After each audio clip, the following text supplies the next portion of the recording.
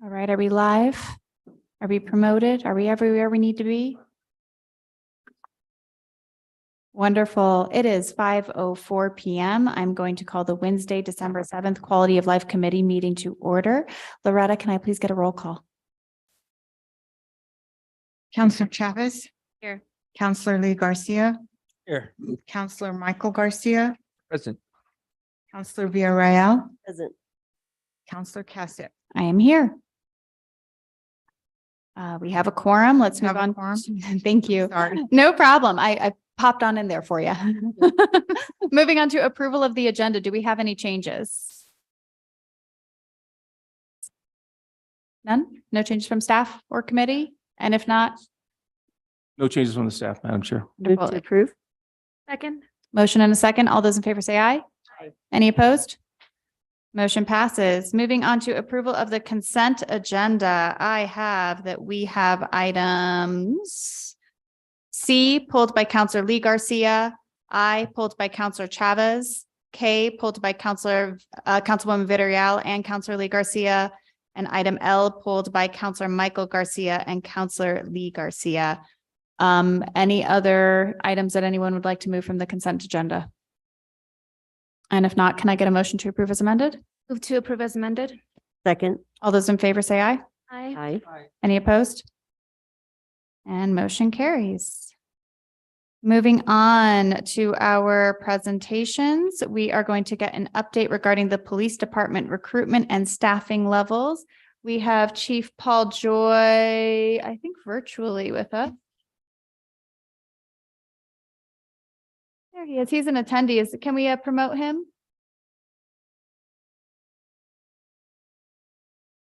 Can we promote all our staff, actually? Sounds good.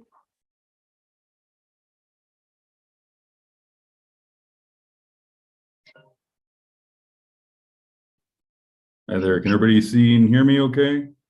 Yes, we can. Floor is yours, Chief. Thanks for being here. No, I appreciate everyone's flexibility. All you guys can hear. I, of course, would love to be there in person with everyone. I'm out at a Chiefs conference down in Albuquerque, and so I've never done a Zoom or other kind of presentation from a hotel room, so we'll see how this goes. But let's see if I can share my screen. You should be ready to go. Okay, let's see here.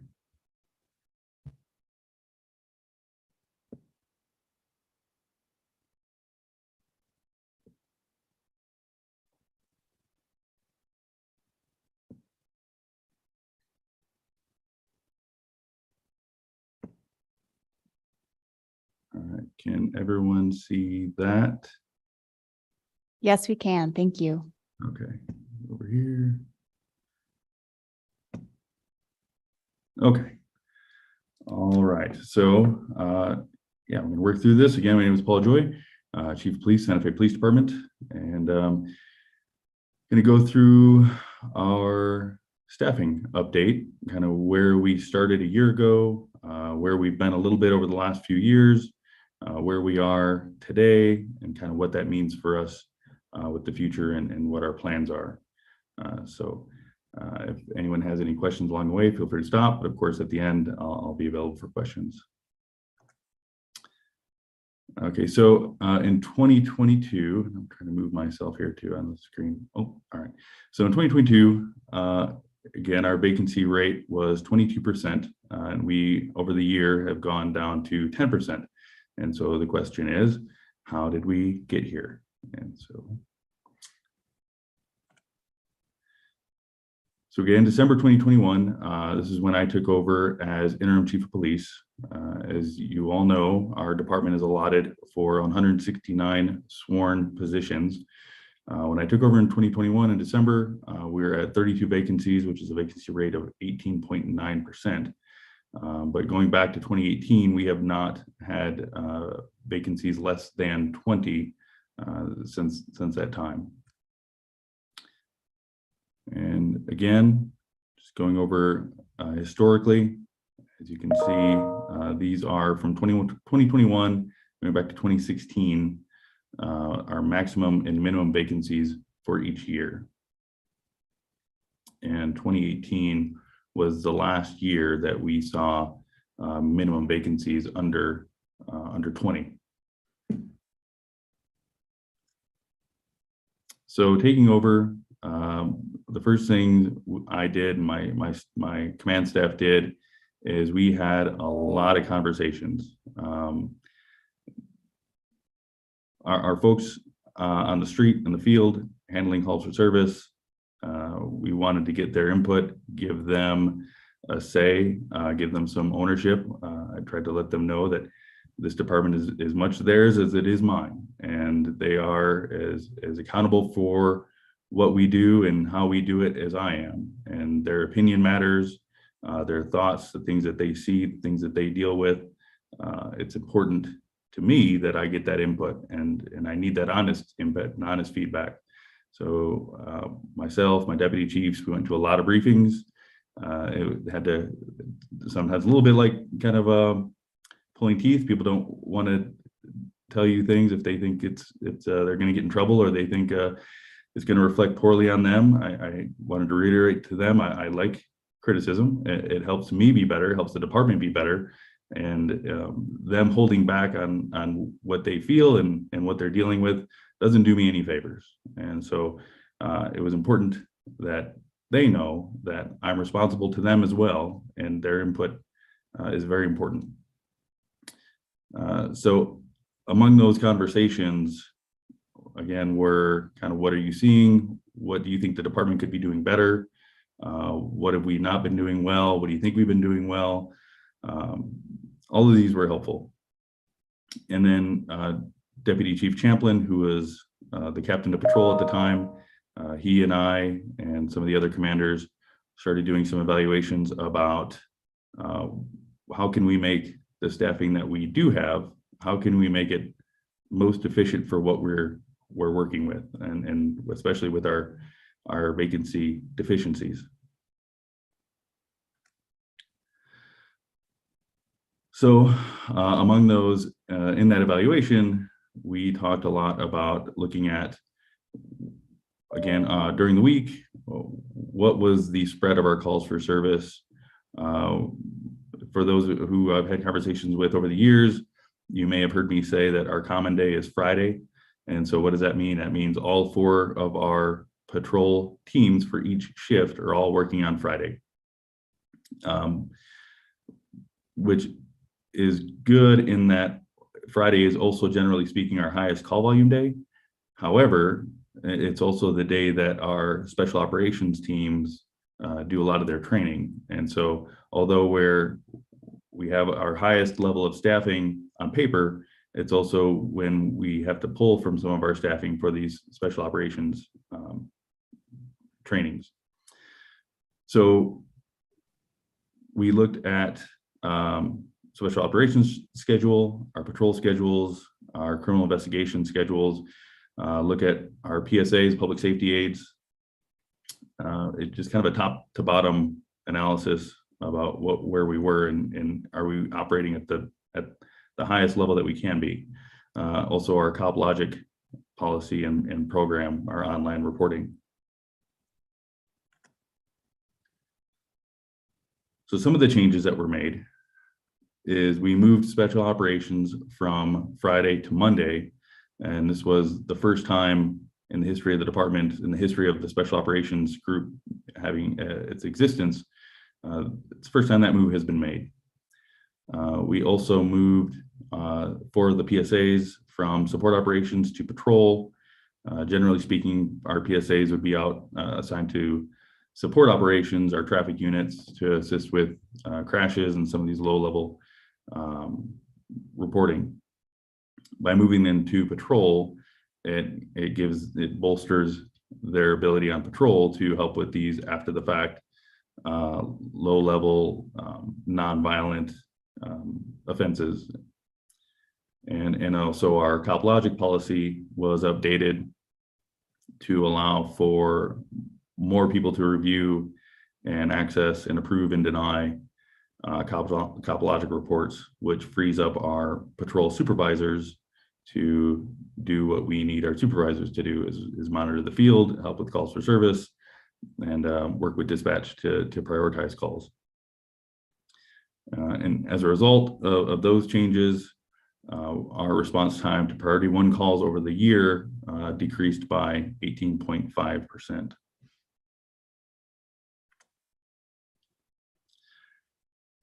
Changes and updates in the administrations division. Now, administrations division, they house our training, recruiting, police community relations, our budget.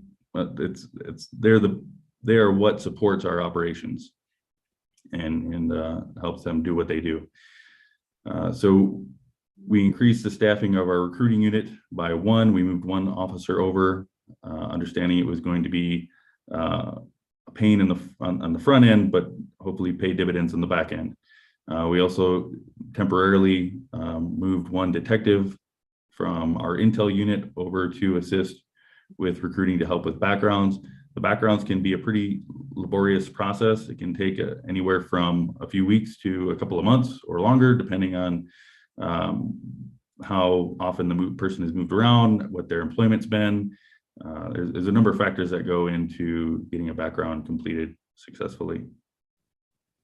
We also wanted to make sure that our recruiting unit, now with the extra officer, we're being more proactive, going out to community events, trying to be seen more, interact more, be more available to people who would call in and ask questions.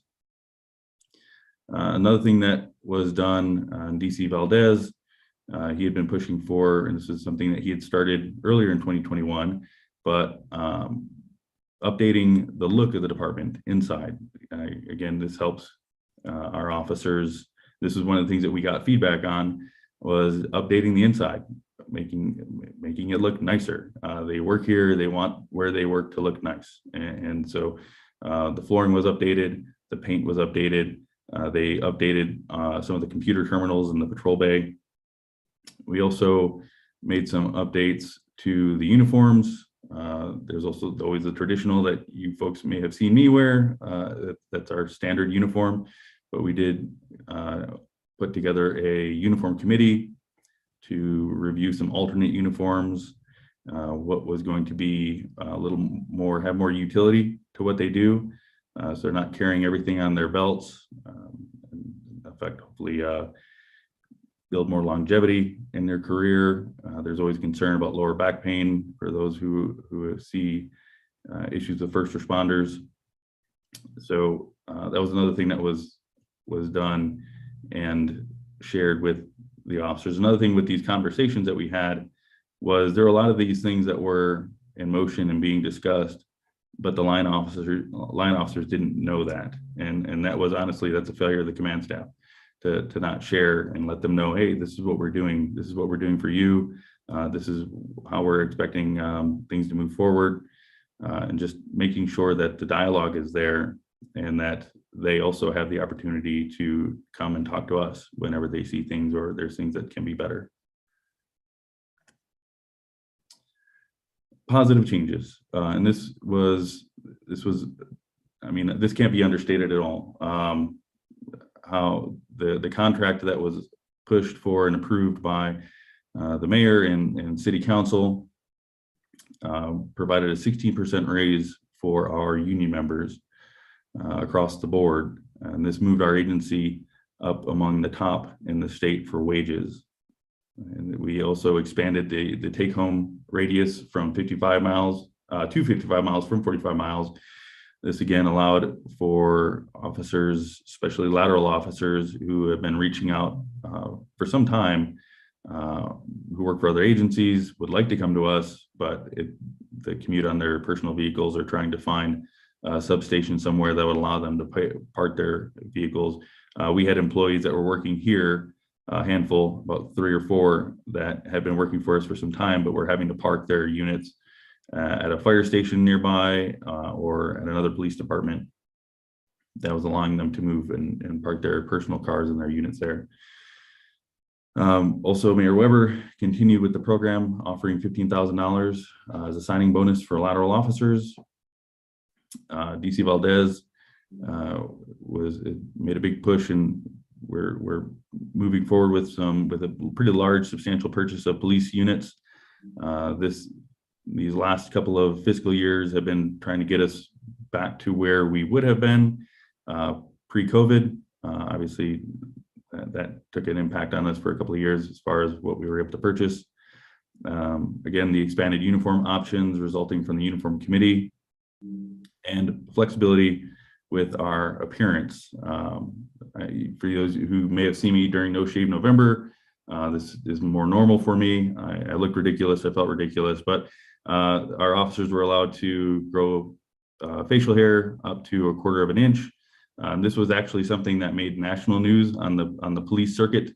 There's some police websites and police media that will post updates and things from around the country and around the world. And I got reached out to from a couple of agencies in other parts of the country to get an idea of what we did, how we did it, and if I could send them a copy of the order that I put out. So all of these were, again, not just aimed at enticing new potential officers, but also keeping the ones that we have here wanting to be here, and again, feeling like they have an impact. And the facial hair, I go back to it because it's not one that I would have expected, but it was something when I was having those conversations that kept coming up pretty often. And so, yeah, these guys, the ones who are doing it, they look great. It's not for me, but we'll see. Moving on. So 2022, the maximum number of vacancies near the end of June, we were at 38. Now this, interestingly enough, of those 38, 4 were officers who had gone to another department in June. 3 of those officers came back by August, and we're able to see that the things that they had heard and their thoughts about other departments and the whole grass is always greener idea. They were very happy to come back, and we're of course happy to have them back. But so now, as of today, we're at 17 vacancies. We are expecting 1 more hire as of December 26th, which would put us at 16.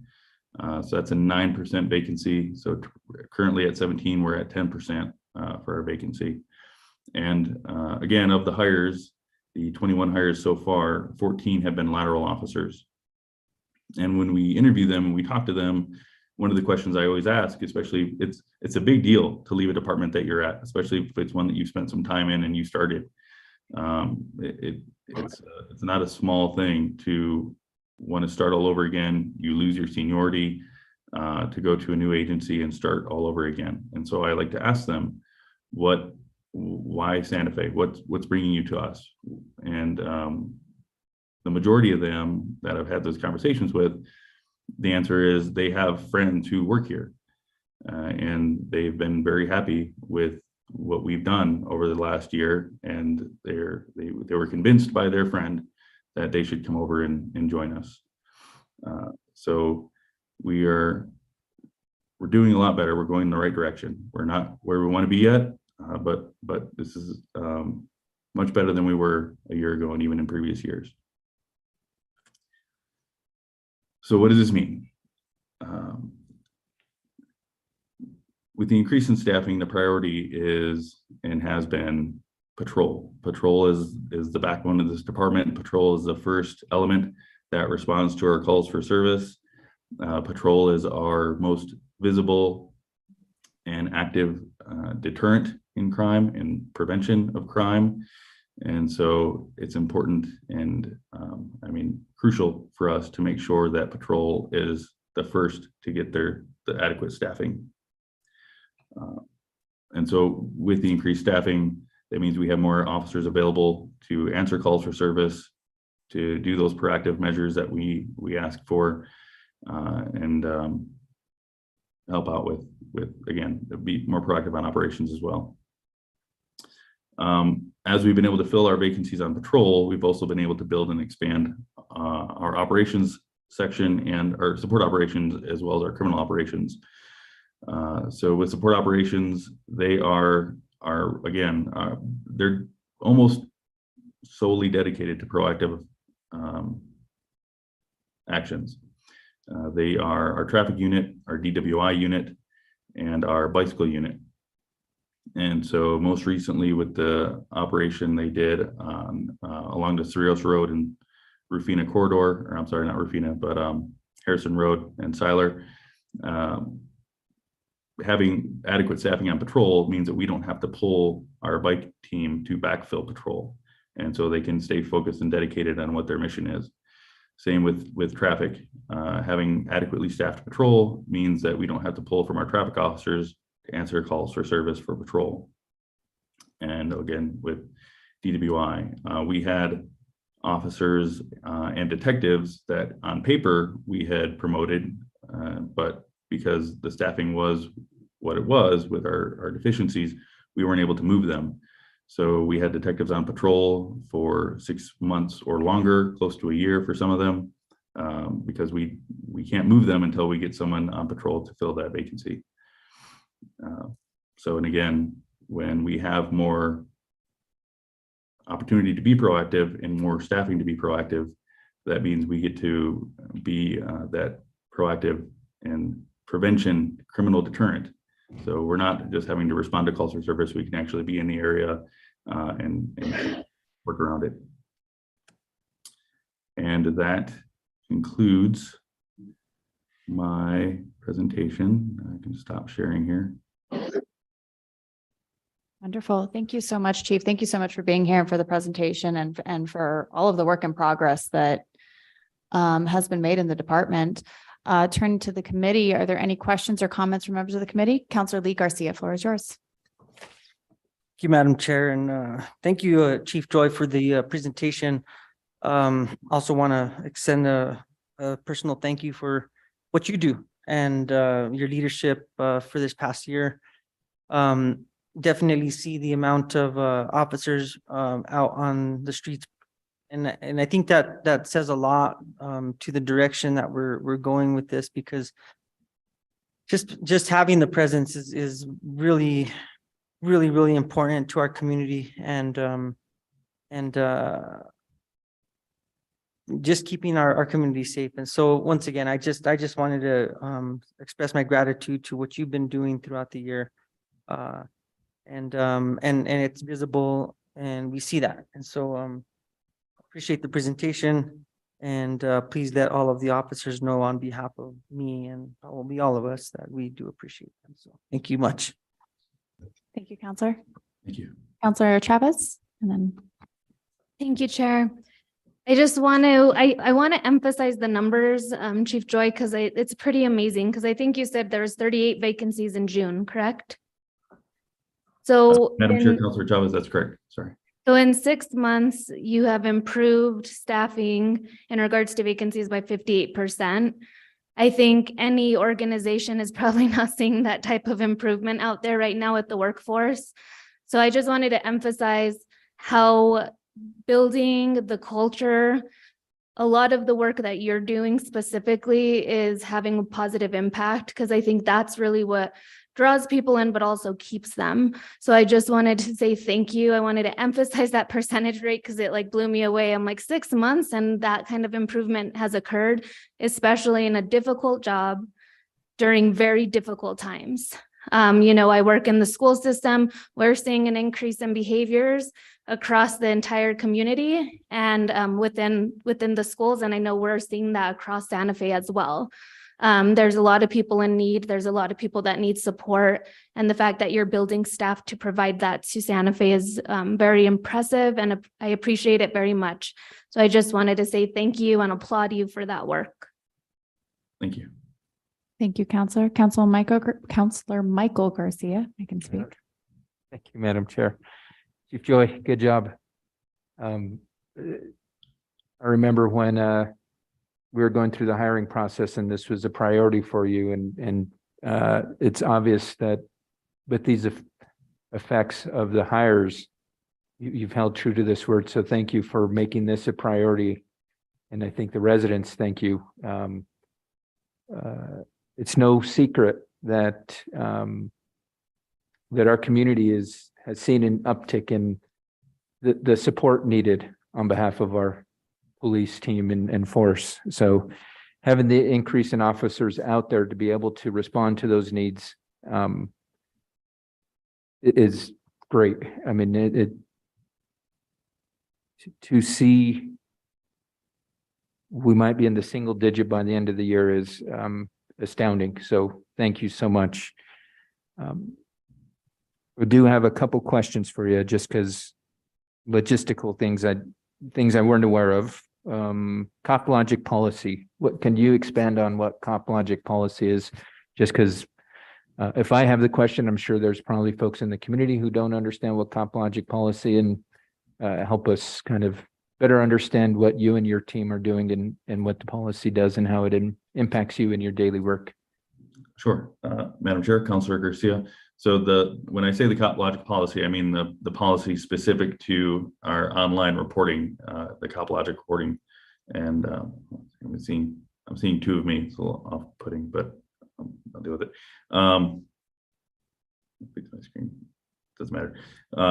And if I were at the station, it'd be a little easier for me to screen share so you can see what I mean when I talk about the policy. But it's our online reporting system. We use that for folks who call in and they want to report if it's a larceny, but they don't have any suspect information. They need a case number for insurance. We can send them to the online reporting. That happens a lot. If it's a lost item that they need reporting, they need to report so that they can get it replaced, or like we do it sometimes with passport reporting.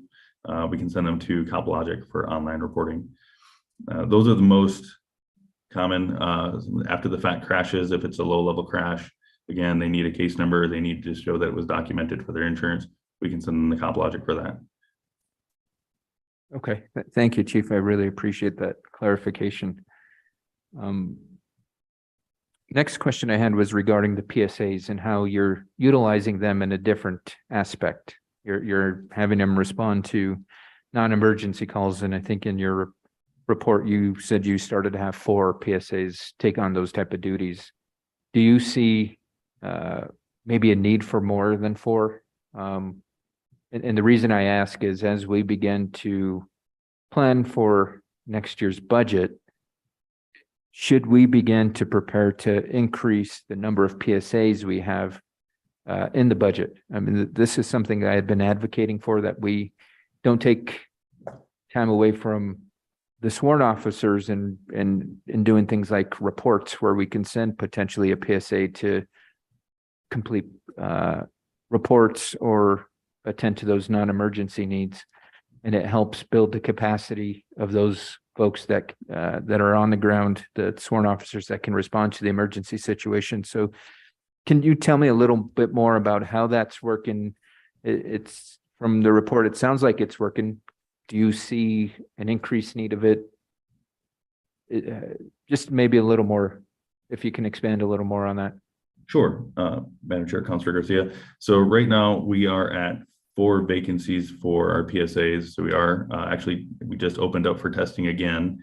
Had a conversation with someone else who works in the city. I don't want to poach from someone else, but who wanted to get on with the police department, didn't want to be a police officer, but wanted to do something in that field. And they felt that PSA would be a good fit. So I also let them know that we are actively now testing for PSAs. So we have 4 assigned to patrol. That's 2 for swing shift, 2 for day shift.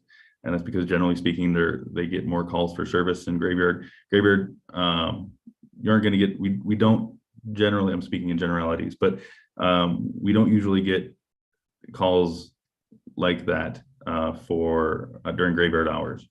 If it's our white collar stuff, our after the fact thefts, generally speaking, those happen during day shift and swing shift hours. So we have 2 for each shift assigned, and then we have 3 that are still assigned to our support operations and traffic And they help with, again, they also help with low-level crashes. They help with traffic direction for special operations. They help with escorts whenever we do those. So they're pretty kind of like a multi-tool for us, PSAs. They really are a great asset to us. Okay. Well, I'm glad it's working out, and I would say, I would encourage you, if you see the need there, and if you feel it helps build the capacity of your force, build in those additional PSA positions into your budget, because I think what at least I'm hearing from my constituents loud and clear is we need more officers on the ground responding to critical calls. And if PSAs help to build that capacity to allow for quicker respond time, so be it. I think we need to build those positions into the budget. Last question, and with this information, this news, it's kind of a double-edged sword in this sense. It's great, it's fantastic because we're having a much lower vacancy rate. But on the other side of the coin, we're going to have residents that are expecting response time to drop dramatically. Can you speak to should 6 months hit and folks are still waiting potentially hours for an officer to respond to a call? Where do we go from there? Sure. So there are a number of things at any given time that are going to affect response time. And when we talk about the numbers, again, we're going in a very positive direction. Talk about the 14 laterals, 7 cadets. The cadets, and we just hired a group. It was 5 a couple of weeks ago. We hired 1 today. It takes about 10 months, generally speaking, before they're out and about on their own, able to answer calls for service. After they finish the academy, which starts in January, which is going to take about 4 months, and then they go into their FTO process, which is another 12 weeks. During the FTO process, they're an element of patrol, but they aren't handling calls by themselves. So they're attached to another officer. And so I'm giving more information than you probably asked for, but I just want to make sure I'm explaining the numbers a little bit more. And so when I say, great, we brought in 21 new people, it's not 21 new people out in the street right now. So it does take a little bit of time for these folks to get spun up, trained, and out in the street and handling calls for service for us. But that's, again, going back, bouncing around, the 14 lateral officers, generally speaking, again, we put them through about a month-long FTO because they're already certified officers. They've already gone through an FTO process at whatever agency they came from. It's now just a matter of getting them acclimated to our agency and our expectations and how we do things differently from where they probably came from.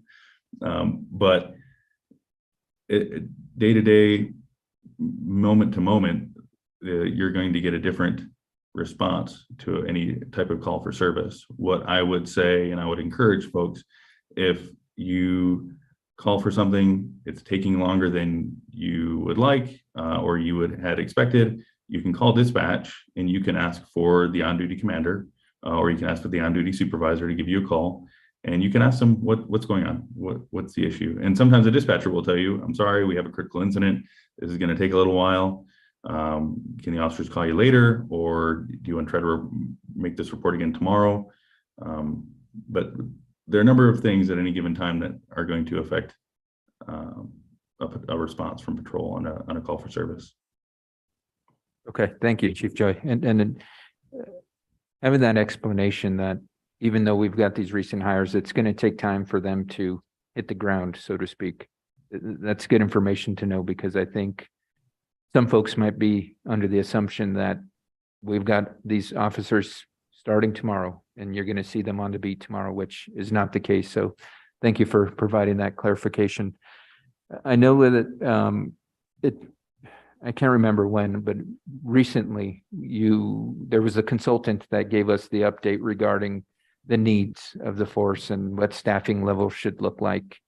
It'd be good to know, given where those recommendations were then and where we are now, maybe get an update on that. I think that that would help the community understand the growth and of the force, how we're achieving maybe some of the milestones of those recommendations, and where gaps still may lie. That way we can know, not only as a governing body, but as a community, that we're working towards achieving and providing the best force possible for Santa Fe. And so I think if that might be just a recommendation, not necessarily a question, if we can maybe in the next month or two, whenever you've got time, Chief Joy, maybe be able to get an update on that. But I do want to thank you for the pinpointed focus you've brought and the attention you've brought towards recruitment and retention, which have led to the successful hiring and lateral hiring of officers. So thank you. Thank you for your service. Please thank the rest of the force for their service. It's one of those, it's a culture, and it is contagious. So obviously you're doing something good there. So I just encourage you to keep up the good work, and don't hesitate to let us know how we can continue to be a support. So you mentioned the 15K, that was helpful. If that's helpful, we need to make sure that's in next year's budget again. That way we could approve it for you. That way it's a tool for you. So thank you, Chief Joy. I appreciate the report. That's all I got, Madam Chair. Thank you so much, Counselor. Councilwoman Villarreal. Thank you, Madam Chair. And thank you, Chief Joy, for your presentation and for joining us, and good to see you. And just want to thank you for your leadership and the commitment you have made to the city and to the police department.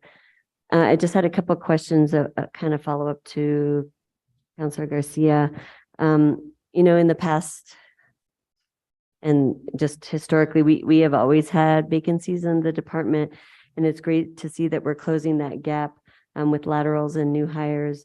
And so I guess I was just considering or thinking about how things have been since COVID. And I guess I was just curious if you all were seeing or have been seeing an increase in calls for service since COVID? And if so, how has that affected your response times? Yeah, Madam Chair, Councilwoman Villarreal. Yes, so as a 1-to-1, 2020, it was an anomaly year, and that's for a number of reasons, right? But whenever we talk about data and numbers and kind of history over the years, as far as when we're talking about crime data, it's obviously you can't ignore 2020, but it's also you can't use it as a reference point.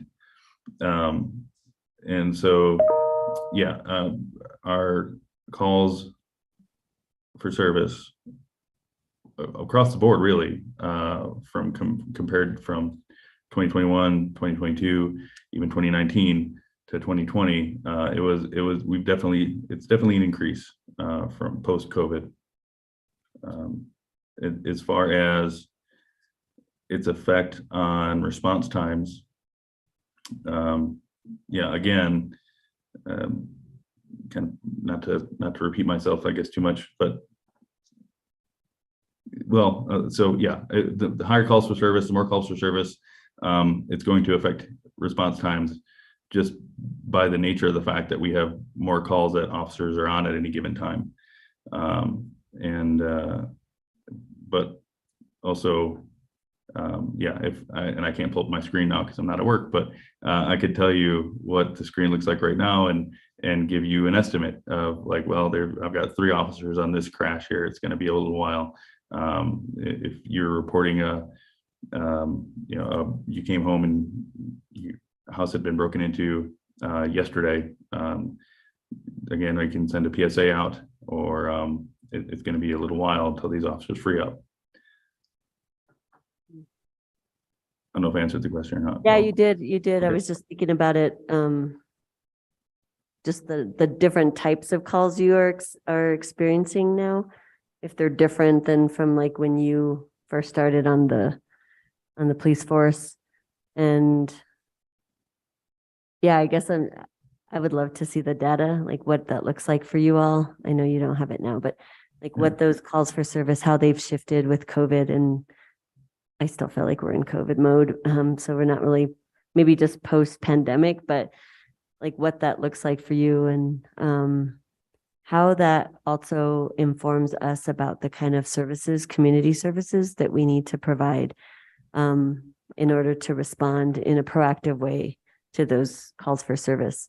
It's just putting that out there as, and maybe, I don't know if Director Ochoa is seeing like a correlation, like the things you all are seeing as the trends of calls for service and what has shifted, and then how we're responding with like potential services. Yeah,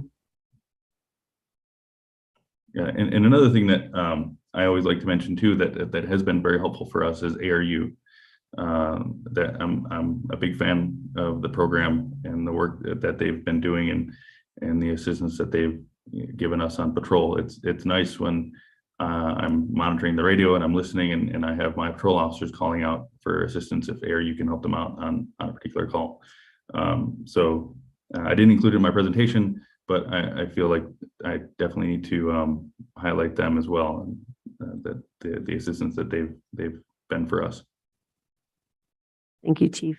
I didn't know if Director Ochoa wanted to Madam share Chair, any idea or Councilwoman thoughts. Villarreal, I'm glad Chief Joy mentioned the ARU. I think it's early days in terms of data analysis, but some of the preventive work that ARU is doing, on a well check, may hopefully prevent a PD response later. So a little bit hard to measure quantitatively at this point, although we will be evaluating this going forward to make recommendations about investing, in different kinds of responses, different kinds of community services in general. We're seeing a lot of acute stress among our youth in the community. We're very excited to have some resources from ARPA and other resources to start investing in preventing youth violence and the programs that might, accompany that. Councilor Cassett's heard me talk about prevention. She's a fan of prevention. You all understand that, we're in a long game here too. So if we're investing in programs and services, teen center for our youth, I always say, I hope the officers will all be a lot less busy in 10 years because we'll have intervened with youth where that's going to make a lot of difference. So it's a rambling answer, but while I have the mic, I just also, if I may, want to give a very sincere thanks to Bernadette Salazar and her team at HR. To bring in 21 officers in 6 months is no small feat. That are, especially Aaron Aragone and the whole team, really put in some late hours and moved things really quickly with a deep understanding of the priority. So really sincere thanks to Bernadette, who's here in the audience, Chief Joy. So just wanted to give that shout out to her team. Thank you, Director Ochoa. And I'm sorry, don't ever give me the mic.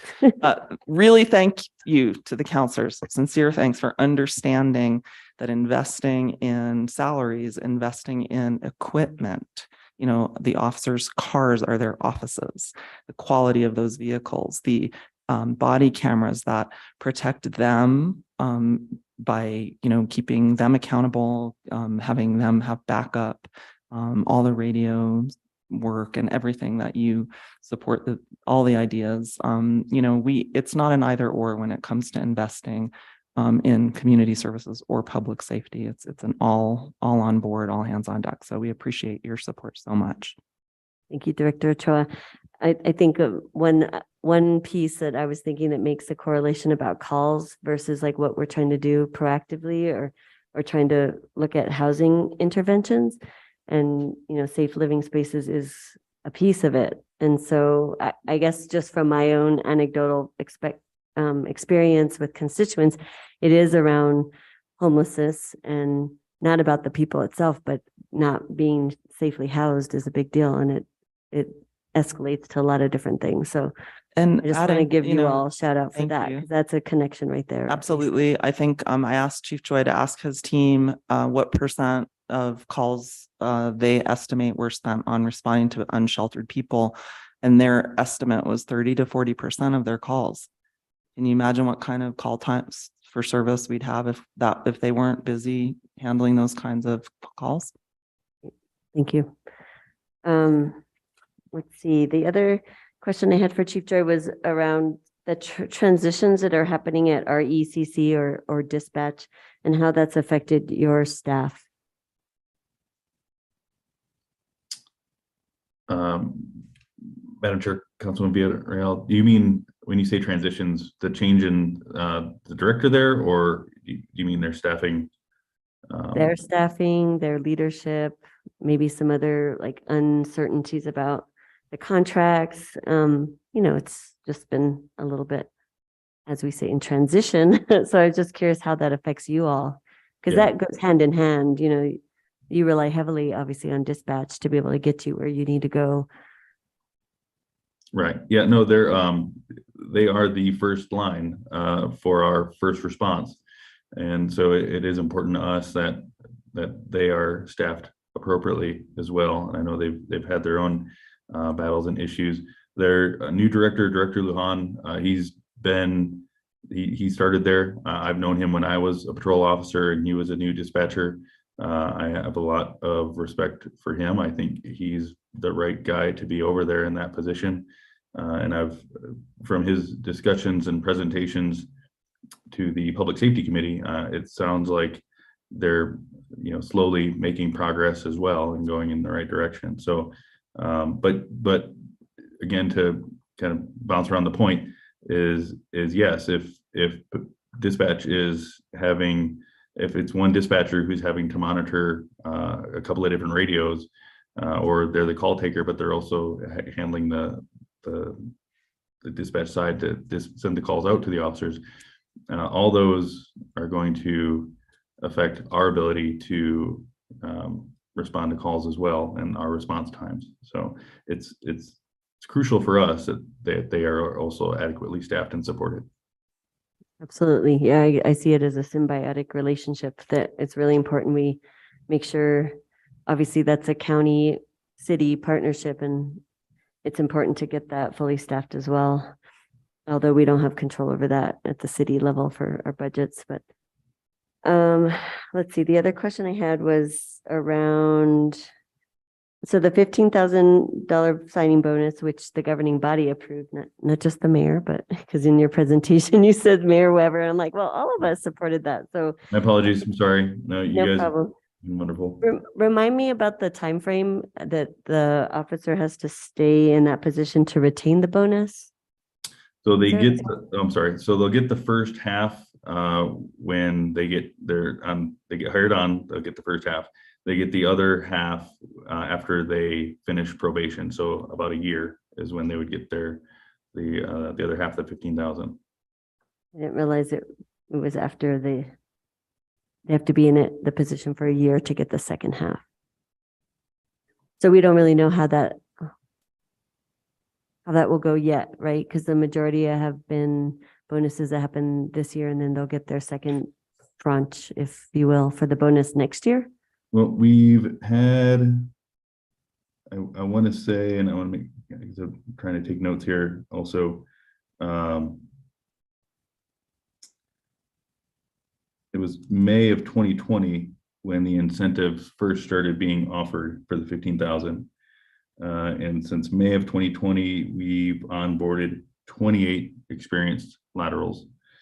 And in that time, I believe we've only had 4 that have received the incentive and have gone to another agency. After the first year, you mean? After the first year, yes, ma'am. Okay, got it. Good to know. Thank you. And then I guess follow up to that related to budget. If you or maybe Director Chua can tell us anything that you that we can expect for 2023, 2024 budget related to the police department. Madam Chair, Councilwoman Villarreal, we're still, we've submitted some initial proposals. We're working with the finance team, within parameters that we've been given.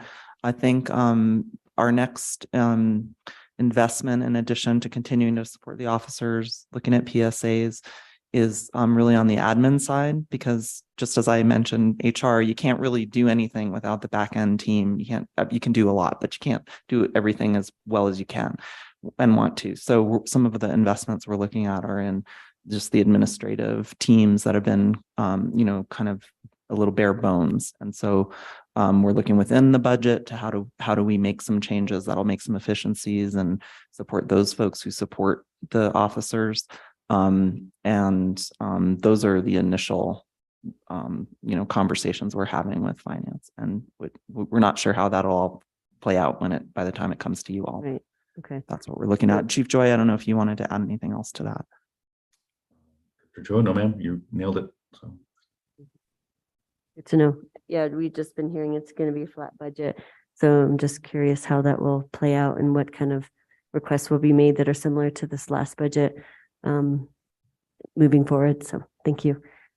And then just make 2 comments or just requests since Director Salazar is here. If we could get a presentation, because I'd rather not, I want to pass it over to my colleague and we have another presentation, but if we can get an update on the down payment assistance for emergency responders and find out where we're at with that, since it's important and we want to see that moving forward quickly.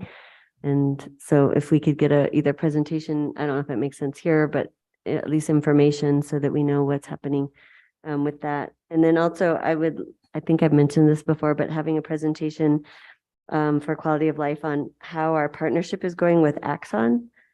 Am I saying that right? Axon, and related to staff trainings around IA, and then the scenario training, and then trainings of the new tasers and the data collection from cameras. So I'd love to hear more about that, since it's already been, I think, over a year, almost 2, no, a year and a half that we've had that contract with them or approved that contract. So I'd love to hear more about that. And I think that's it. Thank you. So much, Councilwoman. And before I forget, Loretta, if you could just add that to the presentation list so that when we move into quality of life planning later this week, we know it's there. That'd be great. I also just want to extend my gratitude to both Chief Joy and Director Ochoa for the creative work that you've done with recruitment, and really looking at some of the variety of things that can make our department more attractive for an officer to move over to, or when they're joining the force, come to Santa Fe or stay with Santa Fe. I think that some of that, talking about facial hair, which seems, like it wouldn't be that big of a deal, but obviously the fact that there was some national police news around this really shows that talking to the officers on the ground and really understanding what those needs are, and I think just your willingness to really listen goes a long way. As Councilor Garcia said, what'd you say? Culture is contagious. I like that. And I really do think that the change in culture has been noticeable both for my own interactions with police officers, what I've been hearing from constituents, and I cannot express my gratitude enough to the leadership team, to your leadership, Chief Joy, as well as yours, Director Ochoa, and the way, again, kind of hearkening back to Councilwoman Villarreal's conversation, the knitting together of the different departments in community health and safety, and really looking at what that overall really means for our community, to have a community that's healthy, to have a community that's safe, and being willing to push the envelope. So I truly appreciate that. I do have one question. One thing that I really appreciate about your presentation and found really useful was kind of this discussion of the domino effect. So if we really fill up patrol, that means we're not pulling from traffic. We're not pulling from the bike team. And understanding, of course, traffic is one of those things that we hear about from our constituents the most. So understanding how all of this really knits together. One question I'll get from constituents is, why did I see, 5 cop cars at one incident, and, you know, there's other things happening in Santa Fe. And so can you provide a little bit more information about how the decision is made for the number of officers that need to be in a specific situation? Because I'm going to guess that we just don't understand that there is a formula, there is there is a strategy here. And so if you could provide that information both for us and as well as the public, I think that would be really useful. Okay, sure, Madam Chair. So basically the call will dictate the response. And so, and I can send, or I can do another discussion another time about the priority list that has the list out that we get from dispatch, and work with dispatch about priority 1, 2, 3 of the calls and where they fall. But as an example, if it's a violent crime in progress, you're going to get a bigger response. If it's just like an alarm call, so an alarm at a house, that's a standard 2-officer minimum response. And again, that's just because of the potential for danger, right? If there's a suspect in the house and we have to encounter that individual. But anything in progress where there is violence or there's a potential for violence,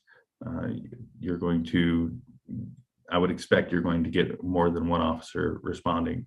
If it's a large crash or a kind of a complicated crash for whatever reason, they hit a pole or like a power line or something along those lines, and they need traffic direction, or they need to take measurements of the vehicle. Well, one officer is going to take measurements of the vehicle while the other officers may be interviewing drivers. And that's to expedite the amount of time that the scene is blocked off and the road is blocked off and it's affecting traffic. So those are just kind of some quick examples as to why you would typically see more than one officer for any type of call. Thank you, Chief. And I think that the important piece there is that, you know, for sometimes there are, as you mentioned, you know, kind of minimizing the public impact for some of these situations with crashes, or really looking at officer safety, or making sure that any members of the public that are involved are remaining safe. And I think that it's important that the public understands that this isn't just oh, look, there's action over here, and so all the officers want to go see the action. That there is a rhyme and a reason for the number of officers that show up at any given scene. So if there is additional information that you have about that, I think that would be useful for us. I know that when I'm speaking with my constituents, if I can just be more educated as to what that looks like, I would appreciate that as well. So we're already at 6:00. So we will keep moving along. But again, Chief, thank you so much for being here. Thank you for giving us a presentation from your hotel room. Great job. Thank you for your flexibility. Thank you, everyone. And again, thank you to the council members for all of the support and help you've given to us. So it really does. It's recognized and it's noticed by our officers and myself. So thank you. Wonderful. Thank you. And again, please give all your thanks to your team. They're incredible and we really appreciate them. Thank you. Okay. Moving along, let's go to our next presentation. This is a presentation of the language accessibility study conducted by Pivot Access. We have City Clerk and Director of Community Engagement, Christine Bustos-Mihelsek, here to present, as well as the Director of Youth and Family Services, Julie Sanchez. Madam Chair. And Alexandra Lett. Quick, I guess, question. Yes. Can I amend our consent agenda? I completely forgot I need to remove an item so I can recuse myself. Oh, We don't need staff for questioning or anything like that. It's just a quick, simple recusal. So sure. Do we have anybody with guidance on how we do such things? Because we already approved it, so you already did not recuse yourself. right. It was my mistake. I Yeah. forgot. I didn't pull it from the agenda because I didn't want staff to come because I Right. didn't have any discussion. It was just more so I can step out of the room and vote Absolutely. or not vote on it. So Yeah. Let's do the presentation. And while the presentation is happening, I will shoot a little email as to procedurally how we do this. And hopefully at the end of the presentation, we'll figure out how to get that done. Madam Chair, we may have to reconsider, That's what I'm Vote. thinking. Yeah. vote on reconsideration and then actually voting again on the agenda. Perfect. Madam Chair, I was going to say if we can ask the city clerk who's. Oh, on Zoom, right, she might Christine's here. ask that question. Hi, Christine, do you know what we should do? Yeah, you would just vote again on the agenda and then remove the item and then vote on it separately. So we have to move to make a motion to reconsider the consent agenda, remove it. Remove that item. Correct. Okay, Yes, and then vote on that, and then you'll vote on the item separately as well. wonderful. Okay, can I have a motion to reconsider the consent agenda? So moved. Second? Second. Okay, motion and a second. Can I get a roll call?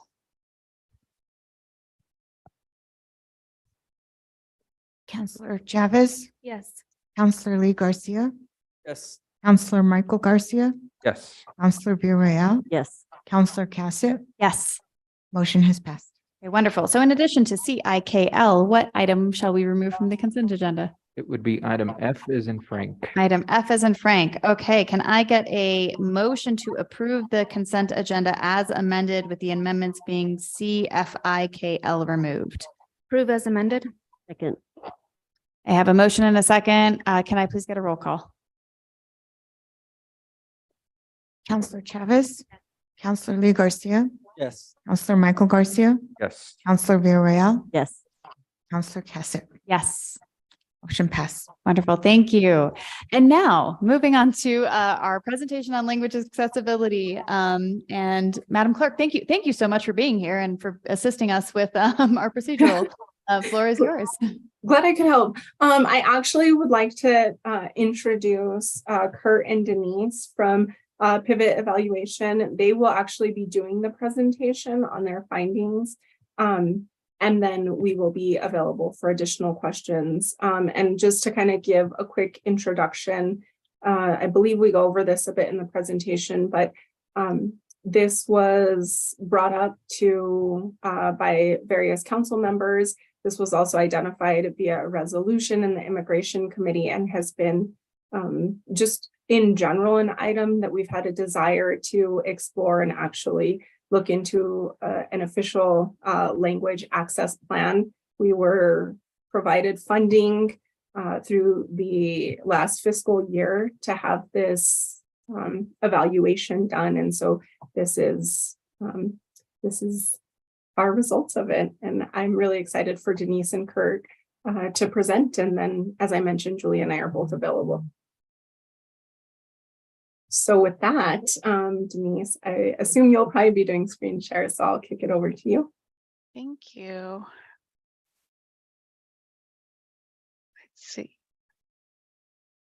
I think I can do presentation. All right, give me a second, make sure. All right, I can't see the screen, so I think we're good to go, right? We are able to see your presentation notes, so as long as that's okay on your end. Let me see. Is that still the same case? Nope, now All it right. is. You're good to go now. Yeah, thank you. All right, thank you. Okay, so my name is Denise Garcia, and I'm here with my colleague, Dr. Kurt Martins. We're with Pivot Evaluation. We do evaluation services throughout the state of New Mexico. And we are here to present on the City of Santa Fe's Language Access Services evaluation. Really quick, just kind of a summary of why we're here and how we got here. The study's purpose was to acknowledge the city's need for equitable language accessibility. And this is not a standalone project or activity. It has followed many things that have happened in the city of Santa Fe. For example, Santa Fe became a sanctuary city. We had the creation of the Permanent Immigrant Committee, the resolution that passed in 2017. And throughout this, the staff and officials have been recognizing and have been trying to identify the collective needs for translation and interpretation. Of course, this has been with the help of community groups. And just in general, this has always included City of Santa Fe staff, the governing body, and community groups. So the question here is, how will Santa Fe develop a language access plan? The first thing here is to know what the language access plan is. It is a consistent set of processes for serving all citizens and residents. It also happens to be a requirement of Title VI, the Civil Rights Act of 1964, which indicates that any entity receiving federal funding cannot discriminate against a person based on race, color, or national origin. This has been consistently affirmed in litigation to mean language access. Just really briefly, we're going to go over some terms that I think are important to understand when we're talking about this topic. First, we have primary language. It means it's the individual's native tongue, and it's the language that a person feels more comfortable speaking with. The second one is limited English proficiency. And this one designates individuals whose primary language is not English and who have a limited ability to read, write, speak, or understand English. LEP individuals may be competent in certain types of communication, for example, speaking or maybe understanding English, but not reading or writing. Similarly, LEP designations are context specific. An individual may possess sufficient English language skills to function in one setting, but these skills may not be sufficient in other settings. We add LEP here because it's used in language access plans throughout the nation. However, our preferred term here is alternate language speakers, which describe LEP individual needs, but acknowledges a strength rather than a deficiency. And Pivot prefers that. That's our preferred term. Next, we have interpretation and translation. Interpretation is the act of listening to a communication in one language, which is a source language, and orally converting it to another language, known as a target language, while retaining the same meaning. Translation is the same process, but in written form. Next is language access plan. We just went over it really briefly, but more specifically, it is a plan for providing oral and written language assistance services to alternate language speakers so that they can communicate effectively with staff, therefore receiving meaningful access to and an equal opportunity to participate fully in services, activities, and other programs administered by the various departments of the city of Santa Fe. And the last is language assistance services. And these are services that the city can provide for language access, as translation and or interpretation. They can be in-house or they can be contracted out. So our evaluation has several components. First thing is we did a literature research to see what's going on in other cities in terms of their implementation of language access plans. We also conducted interviews and surveys with both community organizations and Santa Fe department staff. We also had another activity. We had a community member contact the various departments by phone. We couldn't do in person because of COVID, but using an alternate language to get an additional data source as to what the language access is with the various departments. Additionally, we reviewed websites, as that is another point of contact. We also reviewed the City of Santa Fe's website. Overall, we found that cities of all sizes use language access plans. We also found that while the City of Santa Fe does not currently have a formal language access plan, various departments use portions of nearly all of the required elements. The implications here are that the creation of a language access plan for the City of Santa Fe is going to be mostly an organizational task rather than a developmental one. Additionally, the city should create a data collection system to track language access requests. And by this, we mean departmental staff would be able to say what department they're with, what language has been requested, and whether it's been interpretation and translation, so that we can have a continuous tabs on the requests. This would help to improve equity planning and would help with the budgeting.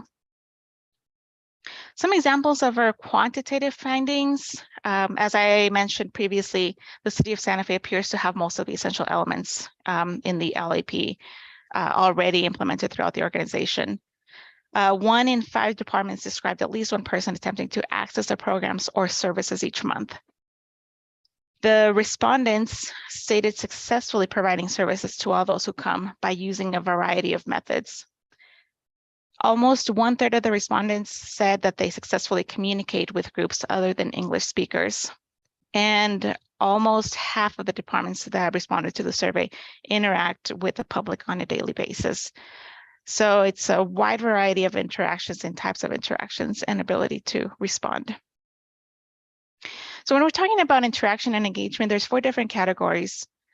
The first one is the public perspective, and that's when someone, a member of the public, attempts to reach a department, whether it be a phone, visiting the offices, or attending an event.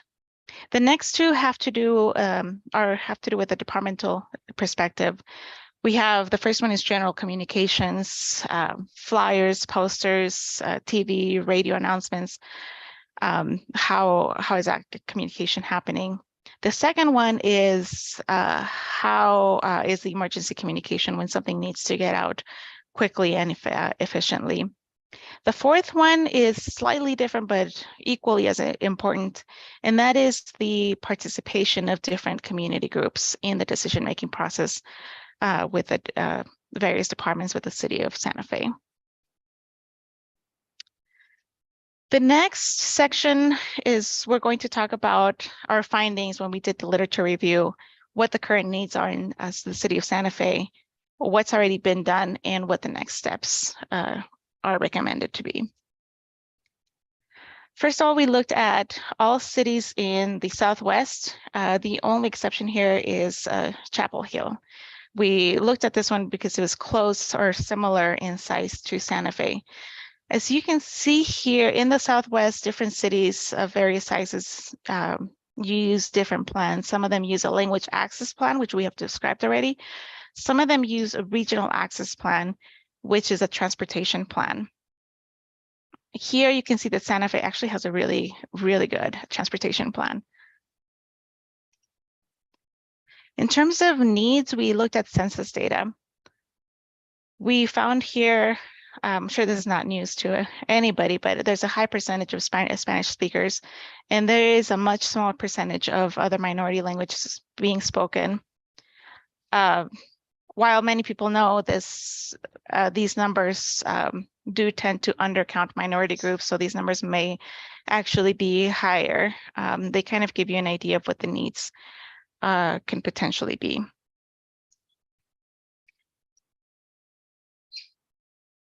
We did a survey with the departments. In speaking with the departments, we found that many of them have organically developed language provision methods as they are needed. And some examples are some departments have hired bilingual staff. Some departments don't have their own bilingual staff, but they have access to a bilingual staff member in another department. Some of them work directly with community organizations. So there's various methods that they employ. So we found that elements of the language access plans exist already throughout the city structure. We did find that the departments that we spoke with had the majority of their information posted on the website. The thing to mention about the website is it has a lot of languages that it translates to using the Google Translate feature. So that was that was a really good finding. The one thing that was not translated is images and PDFs embedded in the websites were not translated. We did, just as an update, we did find that the city was able to already respond to this particular finding and is already working on the translation of such documents. In terms, we also spoke with community organizations. We in general, we found that some of them have been already advocating for language access plans. We had some that the organizations did express concern over language access for the populations that they work with. Some of them did express frustration over the city's apparent slow response to attend to this problem. And we had some that just didn't want to participate because this has been kind of an ongoing conversation. So what has been done in terms of moving towards the language access plan? Part of our study was to provide a template that the city can adopt rather than starting over. As you can see, a lot of the work has been done. The city departments just need to improve the coordination. Here on the column on the right, you can see how frequently each element of the plan should be implemented and how much of that already exists. The first points, that would be a one-time deal. Number 4 is one that would not be standard for every department. We suggest that each department look at their needs and develop procedures to follow those needs rather than standardizing it throughout the entire, all the departments. So what should be the next steps? There's definitely a need for dedicated personnel to work on the implementation of the language access plan. We do suggest that this be done in 2 phases.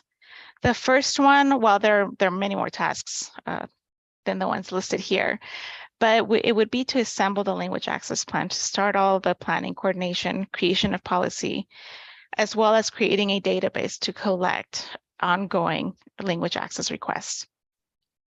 This would give us an additional, we got observed language access needs, but it is always good to get additional data to really learn and understand what it is and what is needed and make an informed decision before moving forward. This would also help with reducing costs once you have better information about what you do and do not need.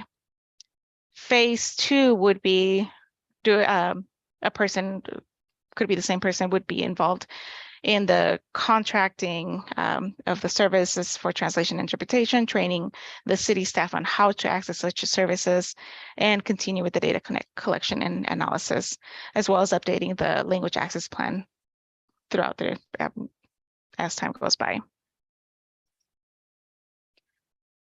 Some of the priority tasks here would be of course, to produce the document, coordinate the documentation between the different departments, coordinate the training and the contracting, create the policies, and coordinate the updates, as well as track the information for the departmental needs. So just a general summary of our findings. Again, we found that the various Santa Fe departments have organically developed essential elements of the language access plan. So you're already on the path. Cities that are smaller than Santa Fe are also implementing such plans. Again, for Santa Fe, because of how far they've gone, it would be more of a coordination activity rather than starting from zero to develop a full program. The costs would be, we don't know the cost is how much funding would be needed until after the first year for contracting. This is not for the coordination, but for the actual contracting of the translation and interpretation services. Again, we believe that doing this in phases may help the city reduce the cost over time. And Kurt and I work with a lot of organizations, and we always get excited when we know what people read and use our evaluation reports to move forward and improve. So we had to add this here because we're pretty excited that they're already working on translation, the translation of the documents that are on their website. That is it for us. I don't know if you have any questions, comments. Wonderful. Thank you so much, Denise. Really, really appreciate you being here and your presentation tonight and your work. Before I forget, because I did forget for the last one, PowerPoint for the last one, if we could get that up on PrimeGov, and if we could also get the PowerPoint for this sent to the committee and put on PrimeGov. And also, we don't have a copy of the report. So if we could also have a copy of the report sent to the committee as well as posted onto PrimeGov, that would be wonderful. Thank you so much. Questions, comments from the committee? Councilwoman Villarreal? Thank you, Madam Chair. I'm just so excited that this finally moved forward. And I've been on the council since 2016 and I've asked about this. And at that time, staff would say, oh, we can just use Google Translate, which is painfully wrong in so many ways. So it's been a long time coming, and I'm so glad that we've actually done an assessment and now have some recommendations about how we can move forward with this. And I was just curious on some of the things that Ms. Garcia was talking about. You had said that every department studied had the majority of, I don't remember what that slide said. I didn't catch that. Can you remind me what it said? Yes, it's we had, well, it's just their information, depending on what the department, whether it be announcements or each department was different, but they did all have public communication posted to the City of Santa Fe's website. Got it. So that includes the land use department and business permits, Yes. staff. That's correct. That's good to know. Yeah. So I guess my question is to staff, kind of like where we're heading next, and in order to implement the recommendations, who will oversee this work and assembling a language access plan and then keeping it updated as needed.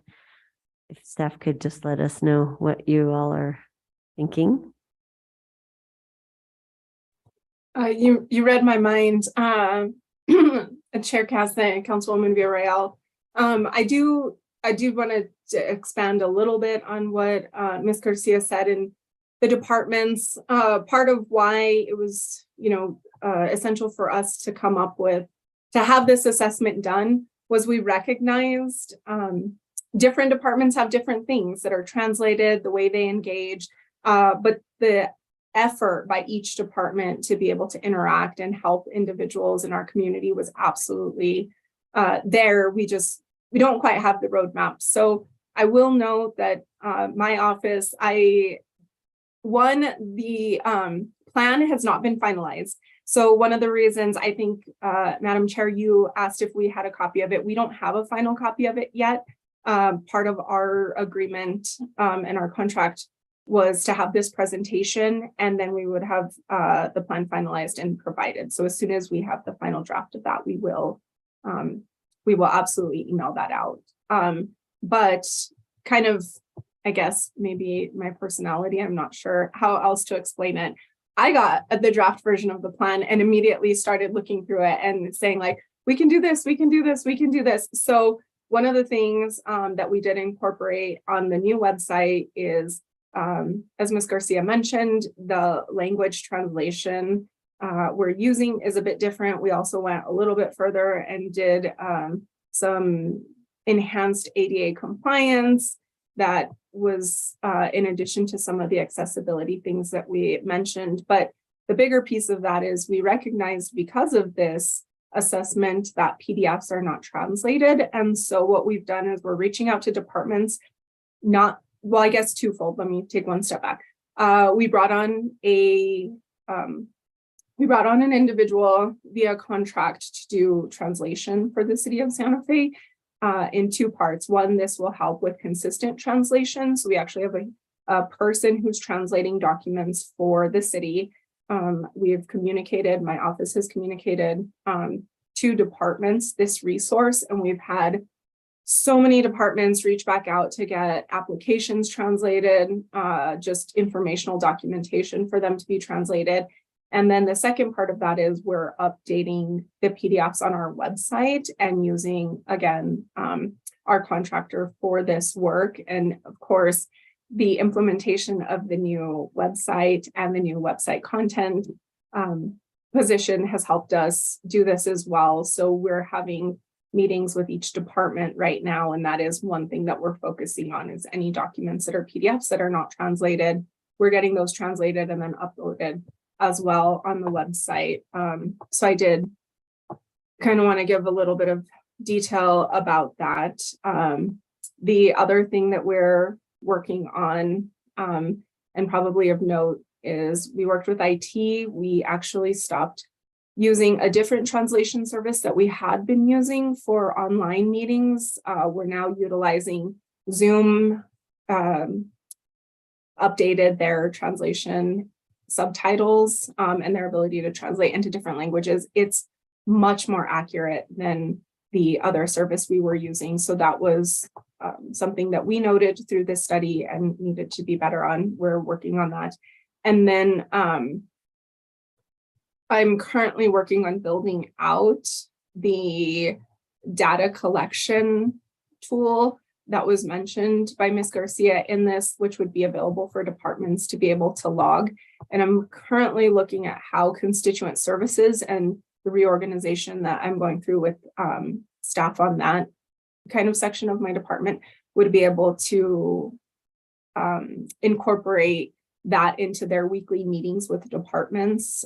We also will be able to generate a QR code. So if someone comes in, the staff person that has that interaction will be able to scan a QR code and quickly fill out the survey that would say what department they were from, what if it was interpretation or if it was translation, and then we'll be able to assist with that data collection as well. So again, it's kind of a little bit of the cart before the horse, because we don't actually have a finalized plan, but in reviewing the presentation and the draft plan, we've already started to take steps to kind of standardize some of this and look at ways to completely implement in the two-phased approach that was recommended by Pivot.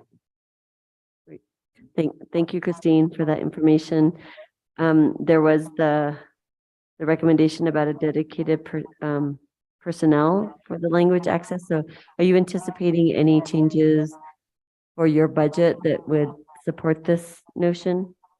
I will note that we had already submitted some of our budget requests, but I did speak with our finance director and noted that this recommendation has come through. And so I would be submitting an amended request potentially for additional resources to be considered by the governing body, either through a contract or through an FTE. So I did reach out to the finance director for guidance on an amended request. Thank you. Great to hear. And then one more question for Ms. Garcia. When you were doing your analysis and you were looking at different departments, did you also look at how we're communicating to the public as it relates to like city-sponsored events or meetings or co-sponsored events? If we're using or Yes. Go ahead. Some of the findings are that for events or community events, the departments tend to work with community organizations, and the funding actually tended to lie on the community partners, whether it's organizations or one of the major ones that we found was the public library had, I think it's the Friends of the Library was the one who was providing the funding to make the interpretation services available. So in summary, there was interpretation for some of the events, and this was usually accomplished through coordination. So just curious, does that make sense to put that responsibility on our community partners, or should the city be the ones to kind of take the lead on that? Right, and so that wasn't the only finding. That was one example of the community pitching in, but the city also contracted their own translators, interpreters, I mean, at critical times. So it's kind of shared, and it wasn't predictable who would be doing what. And so, you know, if you're really wanting to follow Title VI of the law, then it's probably really the city's responsibility. And when you think about it, what it frees up is those resources that the community would be spending. It frees those resources up to do other really cool things also, right? So, yeah.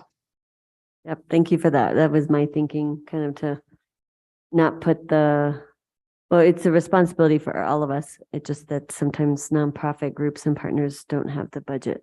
So I think, yeah, I think I'm just curious how we would move forward with that. And is that going to be any kind of recommendation in the plan or in your assessment? Well, we just don't talk about exactly that way. Right. Because of there's the 4-factor test and then the processes that you develop. That's where it all gets hashed out. And so each department really has different needs for how they communicate. And so and those needs are likely to change occasionally too. So we tried to give general guidance that people could use, that departmental staff could use from here on, and make decisions based on principles rather than give specific recommendations. But essentially, it looks either there's a couple ways to go here. One is you're going to hire contractors to do that sort of work, and you'll just call them up and they'll be ready to go, or you're going to have people on staff to do it. And like I said, we can't make that choice for you. It may be that it's probably likely there's enough work that you can just hire someone internally to really take care of all of this. Once it's all in motion, lots of cities really contract it out and have it on an as needed basis. But, you know, we all know Santa Fe does things a little differently. And I think there's a great deal of value in having local people do this sort of work. So, you know, those are decisions that we just can't make for you. Right. Thank you for that clarity. I look forward to seeing the final plan, and thank you all for your work and this important change that we've been needing for a while. So thank you. Thank you, Madam Chair. Thank you so much, Councilwoman. Thank you for the opportunity as well. It was really a fun project, and we're happy to see communities doing this sort of work. Well, thank you. We're very happy to have you doing this work for us and with us. Any other members of the committee, questions, comments? Councilor Chavez. Thank you, Chair. I just wanted to make a quick comment in regards to language accessibility, just emphasizing the importance that the resources are available and translated without the community members needing to request translation or interpretation. It's very important that community members are walking into language accessibility. That's what promotes engagement. And I think that's what we want, right? As city officials, we want our community members to be very involved. But what really discourages community members if they know that it's something they have to ask for or something that they have to look for. So I'm very excited about this plan, but while, you know, as a city, we respond, I want us to keep that in mind. We need Spanish resources or interpreted resources, translated resources as easy to access as all of our English. Getting to that place is when we would have equity, in my opinion, when it comes to community engagement. So I just wanted to leave that comment. And if, you know, you have anything to add, I would be, you know, very happy to hear your expertise on that. But in my experience with community advocacy, it really is that important fact that it's not just about language accessibility, but it's making language accessibility as easy as the dominant language within the community. So I just wanted to emphasize that. Thank you.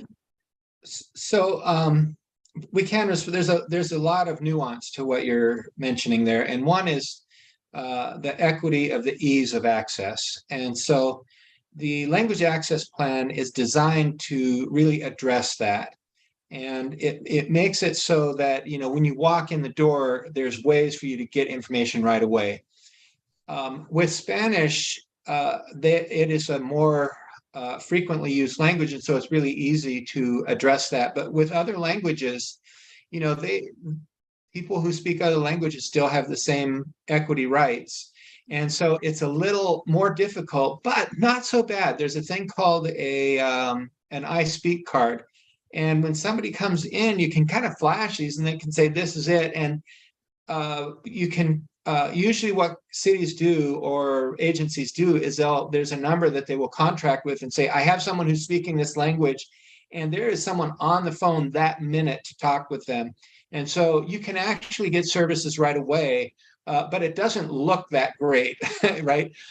In terms of, you know, when you walk in the door, but usually, you know, part of the language access plan would be to have some sort of an icon so somebody can point to it and go, you know, I'm speaking this other language here.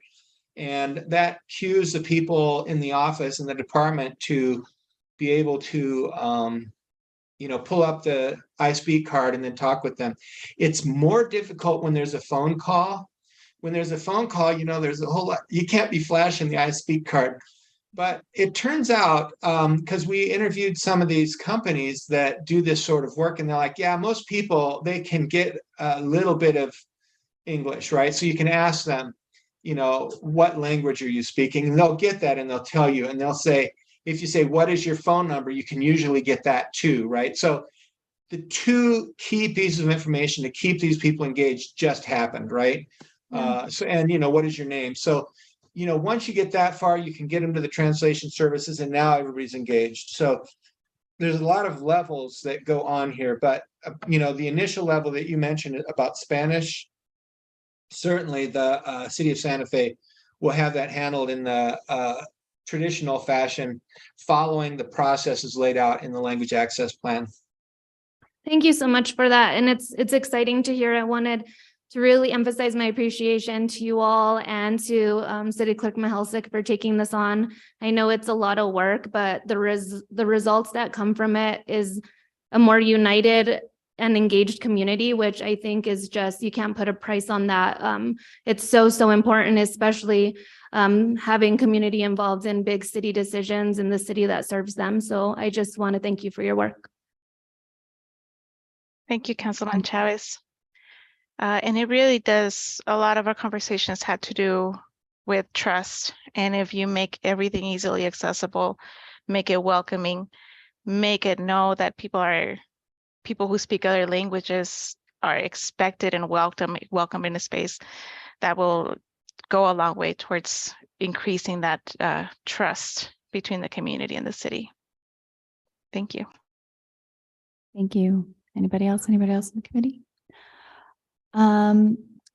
Again, I do want to really thank you for coming forward and providing this information. I do look forward to seeing the more comprehensive plan and study. And so we'll probably want to have a follow-up presentation when we're really ready to discuss that roadmap. One question I have in terms of language accessibility, and I apologize if this was mentioned and I missed it. I didn't think I heard it, but reading level is something that I feel we don't always do a great job with. So, you know, people are designing these outreach pieces and they're, you know, at a very high reading level. And I know coming from the public health world, we frequently try to stay like a 4th grade reading level to a 6th grade. And I'm curious, have we looked at, you know, kind of our city documents, and it does get hard because some of the things we're working with are very technical, but how we also address not just different languages, but also people's levels in those languages, and making sure that we are using more simple, straightforward language so that the individuals who maybe do not, you know, that it's more easy to understand, simple sentence structure, more simple vocabulary, to really make sure it's accessible to the wider population. Is that part of this discussion, and will that be part of this overall plan? If I can, Council Chair Cassett, to my knowledge, it was not part of this study. I'll let Denise speak to that, but I do want to note that it's something we are aware of in my department, and it's kind of, you know, we're still building the airplane as we're flying it in terms of centralization for everything, including kind of this study, the language access plan, part of it was that, you know, I by default and by my divisions hear a lot of pieces of these components. So, you know, I'm hearing feedback from community organizations that are, you know, sometimes requesting our press releases be translated, some of our documents that we're using, constituent services calls, those types of things. And so one element of that is through the communication team and the centralization of communication through my office. That is absolutely something we're looking at. We are helping departments develop their flyers, develop their handouts, of course, develop their releases and information in ways that are really user-friendly. We're being very cognitive of the level at which we're speaking and the words that we're using, the layout of that. And I think we'll continue to see that, especially as we bring on even a graphic artist position that will further help us develop informational handouts and flyers. So as far as it being specific to this study, I'll kick that over to Denise or Kurt, but in general, I can absolutely note that it's something we are working on every single day from the communication perspective as well. And also just to note a bit in response to Councillor Chavez is that, you know, one thing at least I was hoping for with this plan is the ability to create consistency across the city and an what was I gonna say? Basically an expectation from our residents that, you know, every department would have a consistent level of engagement that they would be able to have in their language, because right now it does vary depending on the department. But again, I think this is an area where the city has traditionally been siloed. And one thing that at least my department in general has worked on is this consistency of messaging, this consistency of service. One thing that I've been working on in conjunction with this is kind of a customer service style training that all of our admins would go to, so that there's, again, consistency in the way we're engaging with our residents, regardless of what department they're visiting. And this is a piece that I absolutely would like to be part of that customer service training, is everything Kurt mentioned, the I Speak cards, having a phone line that would be available, and really having that direction for other departments that they could transfer a call to constituent services. And the constituent services team would have these resources and be able to access them and be taking some of this. So it's hard because we are flying the airplane while we're building it, but I think these are some of the bigger building blocks that community engagement that I've been working on to kind of get this consistency, get this data, and start to move forward with these really city-wide goals for us, so that we have that. Anyways, sorry, that was a bit of a rant, but I'm actually really excited about this. It was something, of course, that I put in the budget and had spoken with many of you about, but also just hearing from the community and really being able to engage our community at a consistent, in a consistent way is really essential for our department and for the city.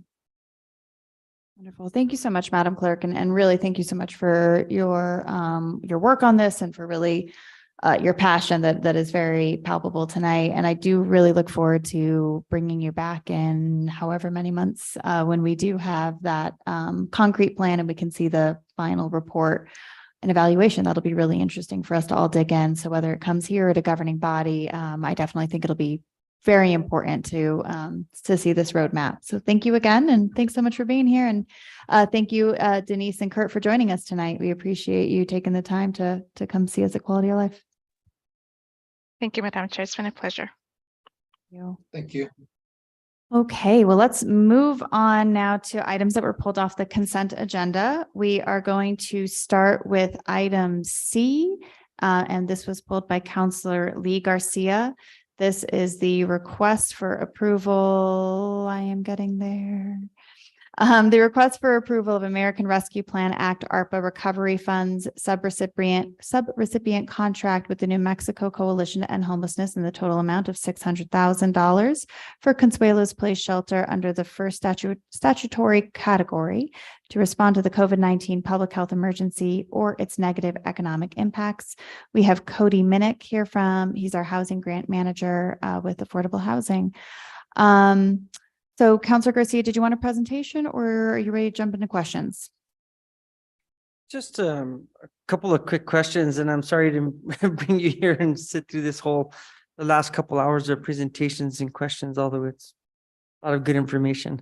So it looks as if the request is for another $600,000 on top of what was already had been administered of $2,600,000. Is that correct?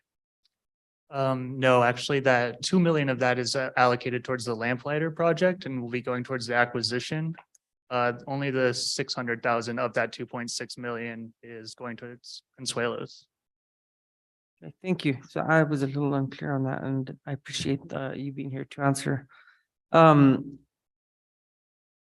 What is the need of this for the 600,000, and what would it be used for? It'll be used for the ongoing operations of Consuelos.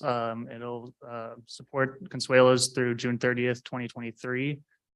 They got a CDBG, a Community Development Block Grant allocation or award of about $350,000.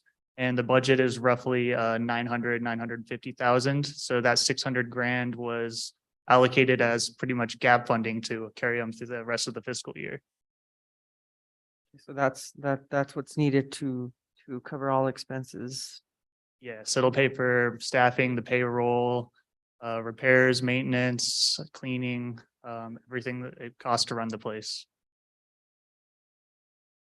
How many people currently now are in Consuelos? Luckily, I have Director Ochoa in the room, but I believe it's about 60 at a time. Madam Chair, Counselor Garcia, the average is about 60. I believe right now, they have a few rooms that are offline and they only have about 55. But at any given time, the average is 55 to 60 folks, and they stay for varying lengths of time. Thank you. What is our kind of projection as to how long we're going to be there, especially with more development going on, especially with what's happened in the recent past? Could you please take that one? Madam Chair, Counselor Garcia, thank you for the question. We're actively working with community partners right now who've recognized the value of the non-congregate shelter model to look for a property to purchase where we could move and offer non-congregate shelter. So, it depends on what we find in terms of our ability to find an alternative location. We have been told that St. Michael's Hall, where Consuelos is not slated for demolishment or immediate development on Midtown. So we have a little bit of room, but we recognize the importance of moving forward with the Midtown development, and we're working really actively. We hope to be able to bring you all and the council as a whole more information. I think Director Ladd will have a presentation, hopefully in the beginning of the new calendar year. Thank you. And I guess the only last question I might have is how much longer do we expect to have ARPA funding to help with this type of stuff? And Madam Chair, Councilor Garcia, it's a good question. The ARPA funding that the city received needs to be deployed by the end of 2024, but you have to spend it all by 2026.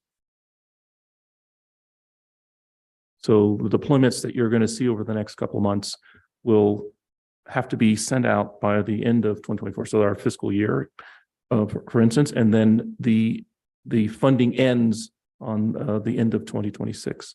So we have to have it all spent out and measured by that time. thank you. I'll come pretty quickly. So I have no more questions unless anybody else. Thank you so much, Counselor. Any other questions or comments from members of the committee? Move to approve. Second. Got a motion and a second. Can I please have a roll call? Counselor Lee Garcia, Yes. Counselor Michael Garcia, Yes. Counselor Villarreal, Yes. Counselor Chavez, Yes. Chair Cassett. Yes. Motion pass. Thank you so much. Thank you, Cody. Thanks for having me. Of course. Moving on to item F, this is a request for the approval of the FY 2023 of an FY 2023 grant contract with Corporation for National and Community Service in the total amount of $89,058 for the foster grandparent and retired senior companion volunteer programs. We do not have staff here because Counselor Garcia pulled this simply to recuse himself. So Counselor Garcia, the floor is yours. Thank you, Madam Chair. I'd like to recuse myself from this item as I work for the federal agency that this grant enters this into agreement with. Wonderful. Thank you so much, Counselor. And we will either pop a head out or send you a text when you can come back in about 30 seconds. Or like count to 40 and we should be good. Are there any other questions or comments from members of the committee? Move to approve. Second. Motion and a second. Can I please have a roll call?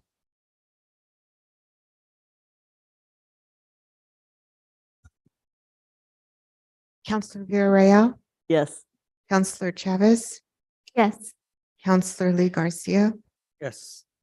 and Counselor Michael Garcia has recused himself, and Chair Cassett. Yes. Motion pass. Wonderful. Thank you so much. And if we can please get Counselor Garcia back, that'd be great.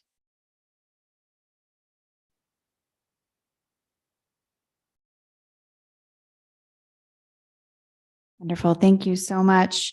Moving on to item I. This is a request for approval of an American Rescue Plan Act Recovery Fund subrecipient contract in the total amount of $797,600 for jobs training and work-based learning under the 2.10 Assistance to Unemployed and Underemployed Workers statutory category to respond to the COVID-19 public health emergency or its negative economic impacts. And we have Rich Brown, our Community and Economic Development Director, here to present. Counselor Chavez, you have pulled this item. I have pulled this item for two reasons. One is I would love for Director Brown to share a little bit about this work. And second is I will not be participating in the vote. I will be recusing myself as I am employed by Santa Fe Public Schools. Wonderful. Thank you so much, Counselor Chavez. And if you want to go ahead and step out and we will pop a head out when it is time for you to come back in. Thank you so much. And Director Brown, if you could tell us a little bit more about this program and the work that is happening, that would be much appreciated. Sure. Thank you, Madam Chair, members of the council. So as you know, we have a number of ARPA related funding at the city to sort of combat the effects of the COVID pandemic. And one of the things that was a part of the Treasury guidelines was the ability to provide workforce and job training for underserved, underemployed, and highly vulnerable index folks. That includes high school students who are entering the job workforce. And so we are now partnering, hopefully, in collaboration with the Santa Fe Public Schools, and Mr. Jose Villarreal is here and is working with me very closely, and I want to thank him for all the work he's done with me. We are working together to create a job training youth corps. And as you see from the packet, there are different buckets that we're looking at, and this is one macro bucket of two others that will come forward to you. But this is about job training, entering the job workforce for young people, junior, senior students, dropouts, and also looking at how we connect businesses who may need work-based learning or internships to this young cohort that could be out there. And currently the public schools have been doing this program. And so we're just getting through our sausage making to get this online with our own funding as we move forward. And so there'll be a 2-year contract that we'll put forth as we as I responded to Councilor Garcia that we have to expend the money by 2024. So we're very excited about this. This is one of the first times that we've actually partnered with the public schools on something we've been trying to address with the need for junior and senior students to have job opportunities. And we look at it in many ways. We look at it as it's building social capital for our students. It's also building job training, but it's also addressing the growing need for companies who may require extra capacity, and allowing a student who lives in a different world than a lot of us with technology, et cetera, to come into a small company and help us grow the business. And bottom line, it helps with diversifying the economy by having folks working in the workplace. So if you want to ask Mr. Garcia of Villarreal to come out and talk, he has spent as much time as I had on this, so he can speak to some of the buckets and some of the partners that he'll be working with to make this successful. Wonderful, Director Brown. You read my mind, Mr. Villarreal. Thank you so much for spending your time with with us this evening. And if you have any additional information that you would like to provide, or if you are willing to stand for questions, I will also open it up to the committee. But I'll go ahead and give you a moment to begin. Thank you, Madam Chair, members of the council. It's been just happy to be here at this moment. It's been a long process to get here, but we're really excited to partner with the city, coming from Santa Fe Public Schools. And as Rich mentioned, our program already exists. It's research based. It's a quality program. We provide junior and seniors, no matter if they're high academic achieving or simply workforce ready, the opportunity to intern with a high value business partner. So it's an incredible opportunity. It really is a life-changing opportunity for our students, and especially those that are economically disadvantaged. We're competing with really entry-level jobs such as Dion's or McDonald's. Nothing wrong with those jobs, but we're competing with that. So we need to be competitive with paying our student interns because they're helping provide for their families, for example. So it's a great opportunity, again, to partner with the city in that respect. It's a brilliant idea, honestly, to invest in our youth. It's comes down to the business basics. If you invest in your employees, that's the best way to invest your money. And investing in our youth, the next generation of workforce, it's just, it makes all the sense in the world. So we're excited to partner. Definitely here to field questions if you all have them. And again, thank you for the opportunity to be here today. Wonderful. Thank you. And thank you so much for being here, and glad that was such a serendipitous event that you happened to be in the building at this time. Do we have any questions or comments from members of the committee? Councilor Garcia, Michael Garcia. Thank you, Madam Chair. Thank you, Rich. Thank you, Mr. Villarreal, for being here. I remember when we got the allocation of ARP funding that I thought this was the perfect fit. I remember advocating to Mayor Weber, figure it out. We need to allocate resources for this. This is something that it's a stepping stone for folks. Not every student takes that leap into college. And if we can provide those opportunities for our young folks to have opportunities with businesses or government, and maybe take that leap from high school to employment, it's a win-win for everybody. I also saw it on the flip side of the coin, because when you're a young person, the world is your oyster and you think you're going to accomplish everything. And it's an opportunity for a young person to gain that real world experience. And maybe it might not be the career path they thought it was going to be, and they have a different career trajectory. So it's that first opportunity for a young person to really enter the job market, the professional market, whatever it may be. And I know that Director Brown said this funding expires in 2 years. Well, I know this will be successful, and in 2 years, the success we'll be able to demonstrate that, and we'll hopefully be able to allocate additional resources outside of ARP resources, because this is something it's a no-brainer. As you mentioned, Mr. Villarreal, this is something where I remember explaining to the mayor, this is something where we can bring a young person in and have them intern with you all the way down throughout the entire government structure, or we partner up with the chamber and put them in whatever it is. We're that connector. And I'm just excited. I was a participant in a similar program in high school it was tourism and hospitality. And it was one of those experiences where I kind of realized, maybe the hospitality industry was not my future, but it'll same here. I mean, in undergrad, it was it's what kept the ramen noodles on the table. But I also realized that long-term, that wasn't my cup of tea, so to speak. But I think these are the type of opportunities that we need to continue to provide our youth and our community to ensure that not only the opportunities are there, that we're providing a space for them to stay engaged in our community. So thank you so much. And I wholeheartedly support this.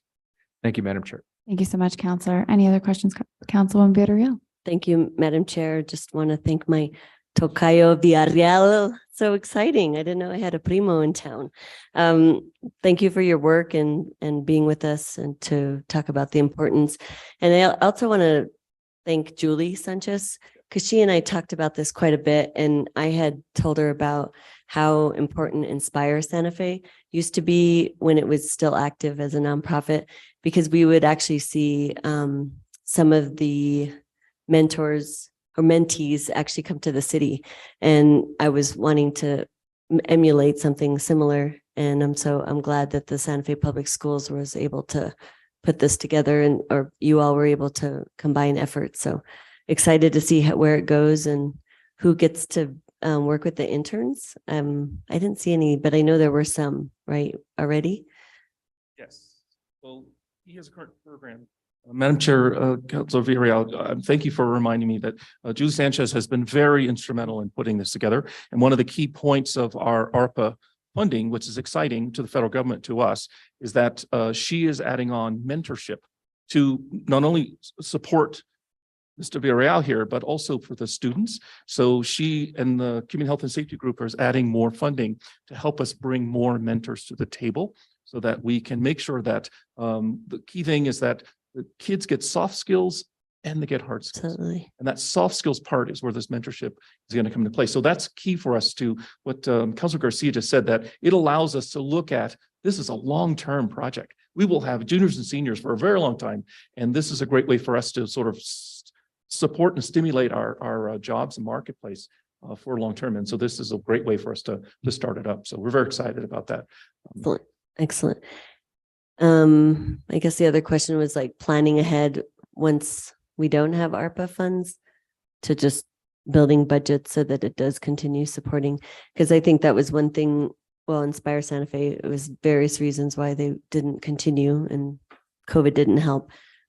But it was like the long-term way of trying to seek funding to continue the internships and mentorship program. So, and I believe that the Santa Fe Public Schools is committed funding for this, or is this also ARPA funding for you all? Madam Chair, Councilor Villarreal, it is similar. So we're floating our ESSER funds, which is federally funding right now to pay our interns until this agreement becomes official. Got it. Hopefully. Okay. Thank you. Thank you both and everyone that's been involved with creating the program. Thank you, Councilwoman. Councilor Lee Garcia? Thank you, Madam Chair, and I appreciate the quick dialogue here between everyone. I'm very excited to see this. I've said for a long time that we need to get the students that are not going to be on the career track, obviously, to go to a four-year university and, further education in that respect, to have some sort of life skills and not just the work-based learning, but life skills, because I think a lot of times our young folk once they get out into the world, they really don't know. I mean, back when I was young, they used to teach us how to write a check and balance your checkbook. And now it's different. You still have to have that life skill. Before you spend that money, you better have it. And so that's part of the whole process, not just teaching them how to do a trade or get into a certain field to better, but it's a complete circle. And I think very interested to see how this evolves. And it's very much needed within our youth, because a lot of them, they don't have direction. They don't know where they're going to go after high school, or even during high school when they may need to carry some responsibility in their household, and how that affects not a huge population of people who live in my district, especially in 3 and 4. And so I'm excited to see what transpires with this and how in the future we could continue to support it even when funding from ARPA is not there. So I think that is something to keep on our radar. And thank you guys for your work. Thank you so much, Counselor. Yeah, we're all on board. This is a great program. I'm curious, I don't know if you mentioned how many businesses are currently participating. If it's not that many, are you able to tell us where interns are being placed? Madam Chair, yes, so I actually have the list in front of me in case I didn't remember in my mind, but we do have the hospitality industry. So Rosewood Inn of the Anasazi, for example, La Fonda on the Plaza, Four Seasons, Hotel Santa Fe. We also have creative startups, the entrepreneurship and business sector. We also have our schools. So we're an enterprise really at Santa Fe Public Schools. It takes transportation, food services, and of course the teaching pathway. So we have interns there as well. And then the city government, the state government, we have interns spread all over those different agencies and divisions. We actually, a new partner is the Fab Lab Hub. So the New Collar Network is another name they call themselves. So that's 3D printing, CNC routing, artificial intelligence, the advanced manufacturing, basically the next generation of manufacturing. So it's a great opportunity for our students to learn those skills because there will be jobs available in those industries there. We also have dentistry for kids, one of the medical fields. We have a medical pathway at Capital, and we have a rich history of partnering with Christus St. Vincent and having job shadow experiences there. So we're going to continue with that as well and include that in our work-based learning program. County Assessor's Office. I mentioned the state of New Mexico. We have several different agencies that are participating. For example, the Arts Division, Department of Cultural Affairs, the Department of Transportation. They've actually approached us to do a pre-apprenticeship. So they want to essentially embed their pre-apprenticeship into our internship program and have our students test out learning what a diesel mechanic and a regular gas engine mechanic does, shadowing underneath the master mechanics. And then it will actually turn into an apprenticeship, which the state is looking to fund, which I don't remember if it's AES or ASC certified. So they'll get certified after the apprenticeship and then of course become an employee. So what a great investment from the state. Stagecoach Foundation is also another partner. So the film industry. So we got Harry's Roadhouse, Culinary Arts. And of course, just speaking back on our hotels, our hospitality, our hoteliers, we actually piloted with them this summer. And the way that we actually recruited, we had them come in the classroom, which was really cool. The GMs came in, talked to our students. They pitched on how they started as pot washers and dishwashers and worked their way up through the ranks. And they never needed a college education to do that. They just worked their way up. And that was a great, it really resonated with our students. And they talked about their hotels as a small city because we think of going to these hotels and getting a room. If you're traveling, we're world-class here in tourism. And we think of the front desk, we think of the restaurant, for example. But they also offered opportunities such as finance and sales and marketing and events and planning. And our students got to experience what that is. They also have an engineering department. I didn't realize they had that. So it's a great kind of robust opportunity at these hotels that they're offering for our students. And the guidance there from the supervisors is incredible. There's a mentor on that side. And as Director Brown has mentioned, there's a mentor on our school district side, which are our internship teachers. So it's a really nicely structured program that provides guidance on both sides, provides the opportunity for students to grow and mature. Wonderful. Thank you so much. Yes, Richard. And Madam Chair, if I could add one more thing. One of the things I wanted to also stress to the council in this committee is that the city of Santa Fe is facing a retirement crisis in the next 3 to 5 years. We have a lot of people who are under 50, but they are been here for 25 years. And there is a retirement, I would call crisis, but there's retirement issue we have to face. And so we need to look at succession planning. And folks who have been here for 25 years started at 19, started at 20. So we do look at it as a pipeline potentially for city employment. And this work-based learning would be a great way to spread it out through all the departments that are here so that they get a sense of what we do in the Santa Fe. It's a Santa Fe-based job. And we're hoping that we can address that. So I've been working with HR and actually Mr. Villarreal also has been speaking to them. So that is on our list. Secondly, I wanted to let you all know that as we talked about this program, we look at this proposal here as a floor and not a ceiling. We want to make sure we capture as many kids as possible.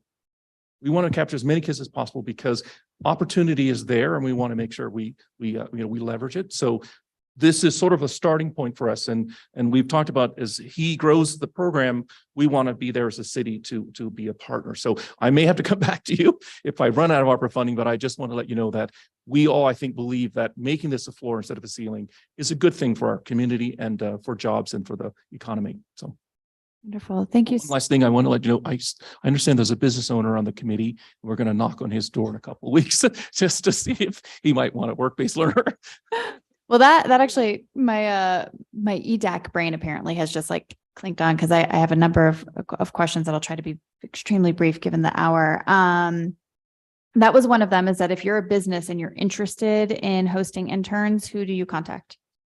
That would be me, Madam Chair. Wonderful. And would you be able to somehow get us your contact information? Absolutely. That'd be wonderful. And then I'm curious as you're looking at different industries, similar to what Director Brown was stating about the city of Santa Fe, the city as an employer, not as a geographic region, and that there's going to be these opportunities. We do also have these sectors that we know that there's a real shortage in and that there's a real need. I literally cannot apparently do a meeting without talking about childcare. And so there's been a lot of work that we've been doing with childcare and the community college and trying to build a apprenticeship program there to help build that industry. Another one that I have been hearing a lot about and that has been top of my mind is the mental health field. And really talking to students who maybe are interested in healthcare, but it turns out maybe they don't like blood so much or fluids. And so, how do we, or are you taking kind of a look at where there is growth and where there's also these real community needs and how potentially exposing students who would be very interested and would be a great fit for these fields to these fields, knowing that it also meets this kind of broader, whether economic or health need within our community, and has that work started to happen? Madam Chair, thank you for the question. So first of all, to talk about early childhood, we actually have a new program in Santa Fe Public Schools, our Early Childhood Center. And actually, I have a couple kids that attend there. It's incredible, but we also have interns there. So that's an option, an opportunity to learn at that level with that great staff. And also just addressing the needs, like you mentioned, in different sectors.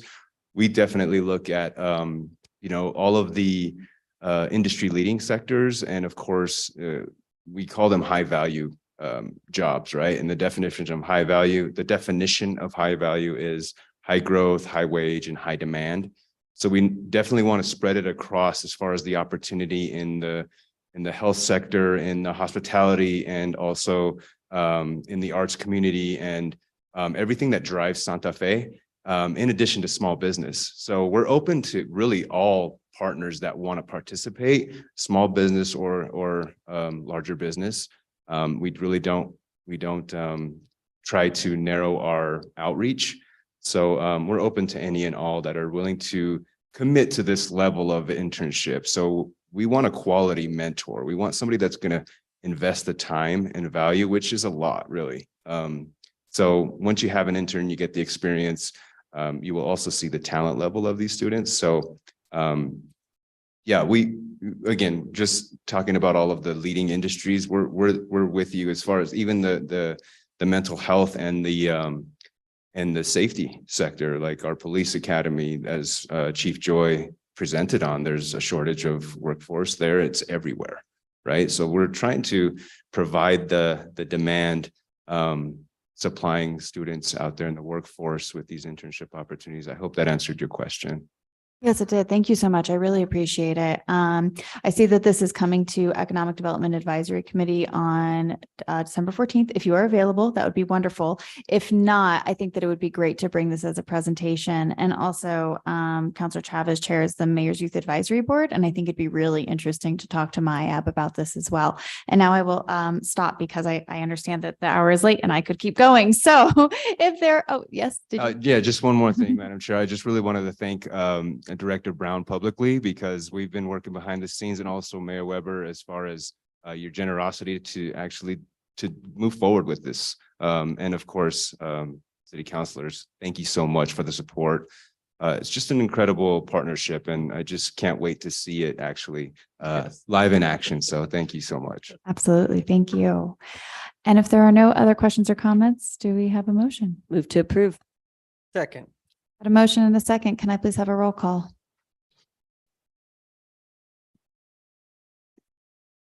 Counselor Michael Garcia, Yes. Counselor Villarreal. Yes. Counselor Chavez has recused herself. Counselor Lee Garcia, Yes. Chair Cassett. Yes. Motion has passed. Thank you so much. Thank you both. And Councilor Garcia, thank you for getting Councilor Chavez.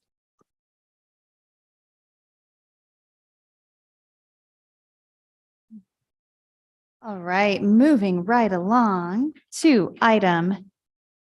Okay. If I can find it, here we go.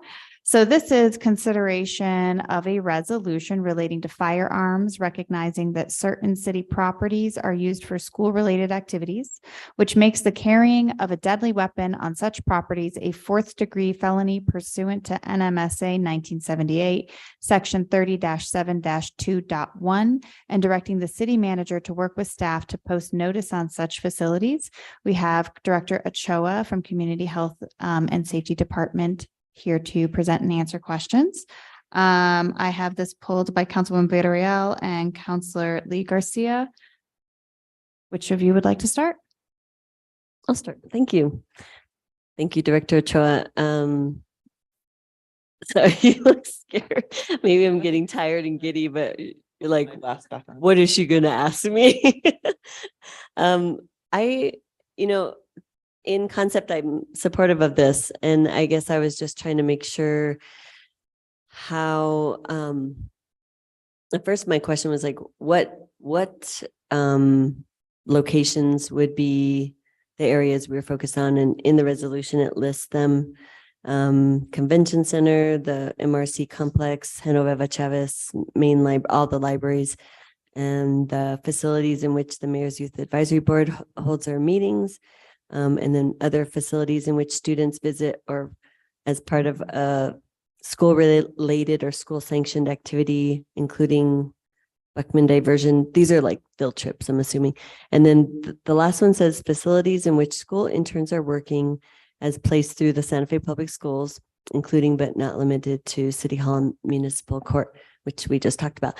So I guess I'm wondering, specifically about the facilities when we just have interns, because they're not full-time staff, they're here intermittently.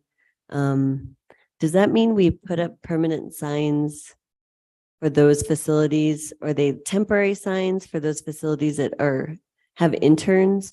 Or are we going to be putting up permanent signs pretty much anywhere that we potentially could have an intern housed? I don't know. I guess that one was confusing to me. I think the other ones were very specific, but if you could shed more light on that for me, thanks. Madam Chair, Councilwoman Villarreal, I would have to consult with the city attorney's office to get you a definitive answer, but my first answer would be that to err on the safe side, they would be permanently posted, because I think it would be difficult operationally to, wonder when an intern was in the building or not in the building and remove signs. So, but that's a tentative answer. I can get you a confirmation of an answer after consulting with the city attorney, or perhaps Councilor Chavez, I don't know, as the co-sponsor, if you have any more information. Am I there? Thank you, Director Ochoa. I don't know, but just from the resolution itself, I feel like those are probably conversations to come as they start deciding which facilities actually need the signage. It's kind of open in that discussion, so I don't know if temporary signs would be an option or if they would be permanent signs, because some of those the location of students would probably change.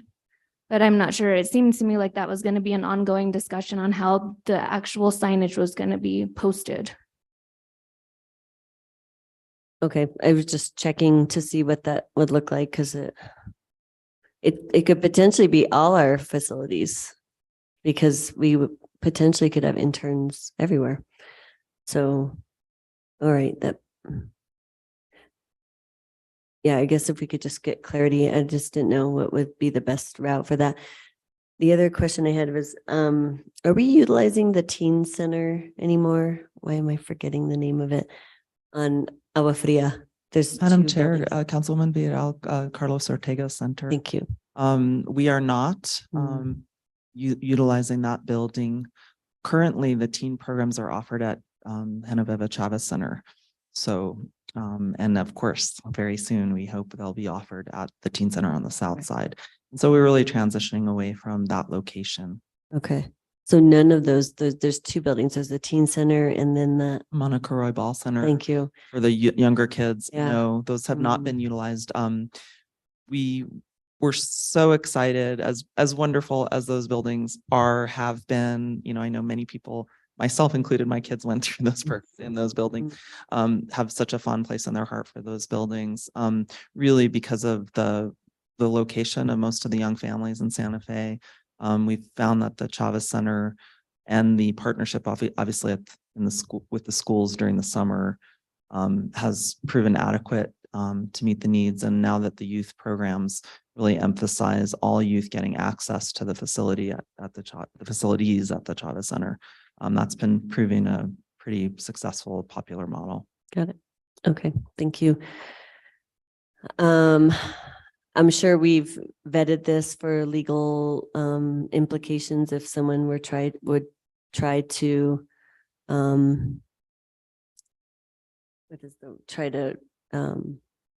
sue us, but also try to counter that it's not legally enforceable or something like that. So I don't know if you all have any insight, if there was obviously some legal vetting that needed to happen before this got introduced. Madam Chair, as with all legislation or being introduced, the city attorney's office looks closely at all of that, and that due diligence has been performed. So yes. Okay. Thank you. No further questions. Thank you so much. Councilor Lee Garcia.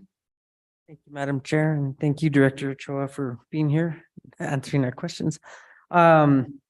I guess I had similar questions to what Councilwoman Villarreal had in regards to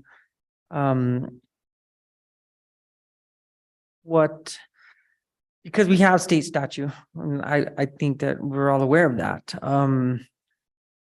I think that the intent of something such as this that's being proposed is ultimately to keep our children safe. And I mean, I guess one of the things that I struggle with in all new legislation, ordinances, laws that are proposed are enforceability and unintended consequences. And so, who are we protecting?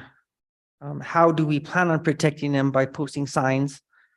And do we really feel that this is going to stop somebody with ill intent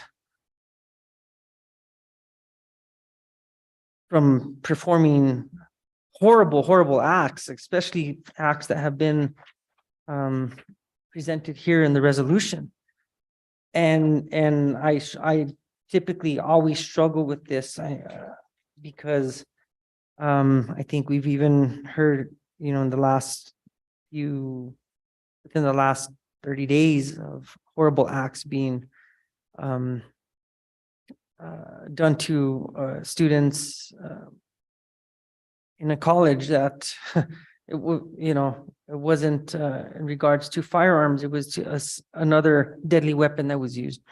And how do we minimize that? And so going on to that, I sometimes think back to my upbringing and how I was brought up, and I would go hunting, just to say.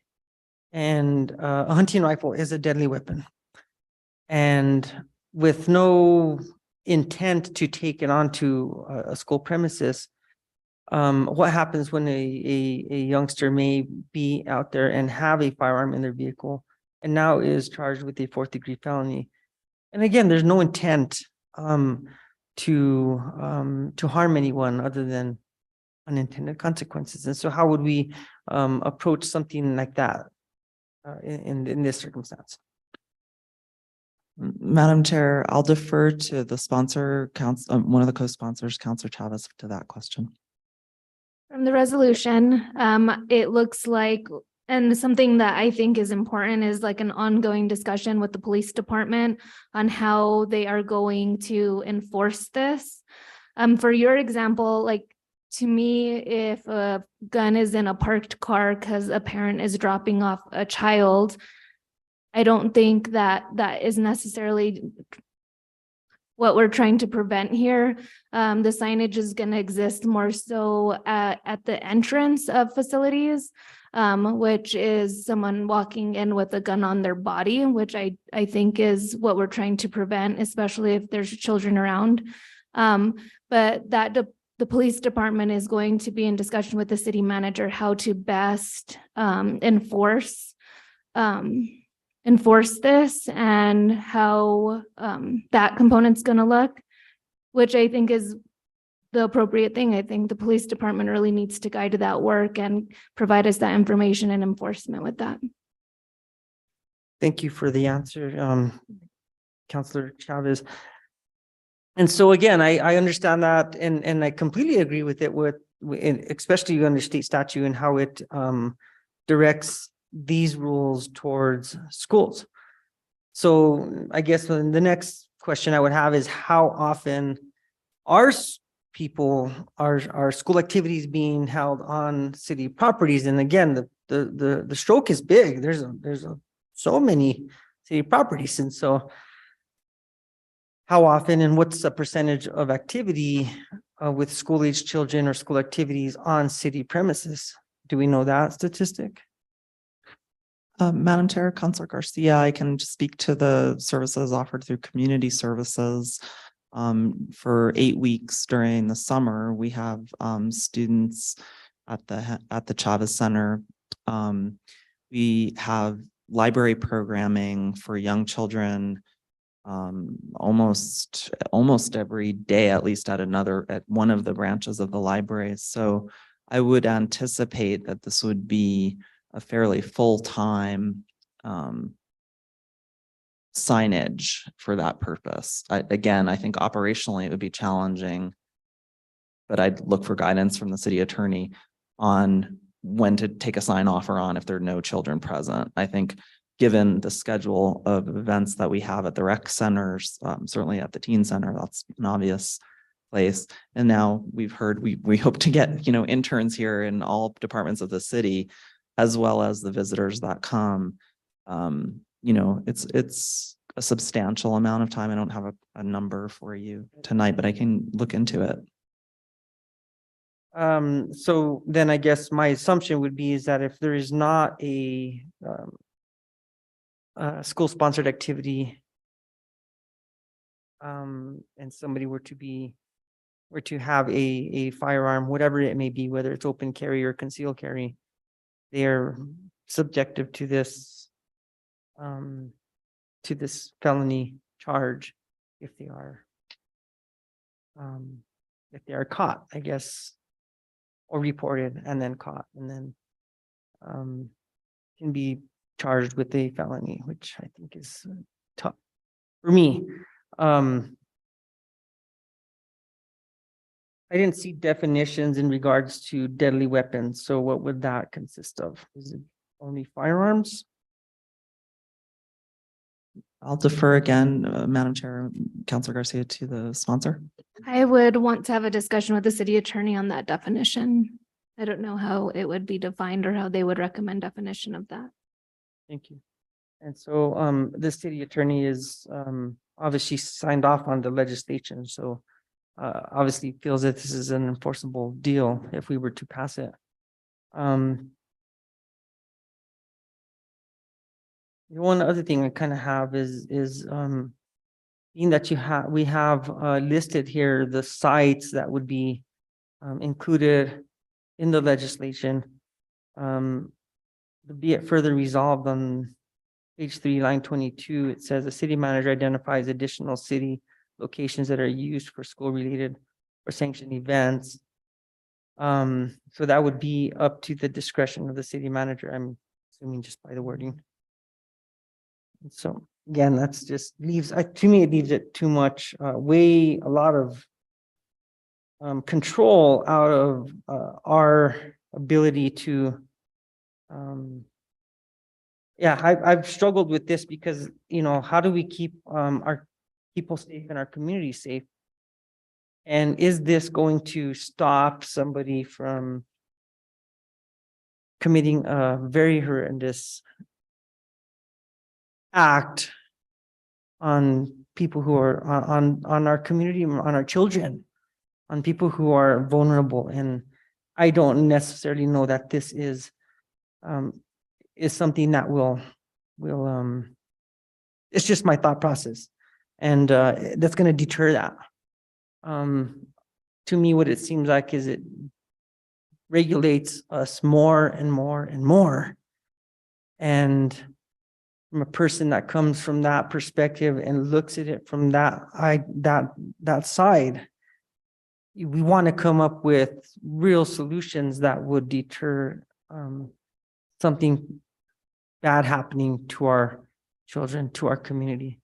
And so therefore, I kind of have a little bit of an issue with it, and not necessarily feel that I can support it, because again, it just feels as if it's more constricting to our the people who are law-abiding, whether they are concealed carry or even open carry based on state statute. So I think from that perspective, this is where I'm coming from, and that's my thought process.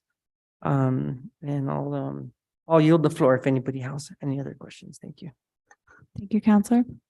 Counselor Michael Garcia. Thank you, Madam Chair. I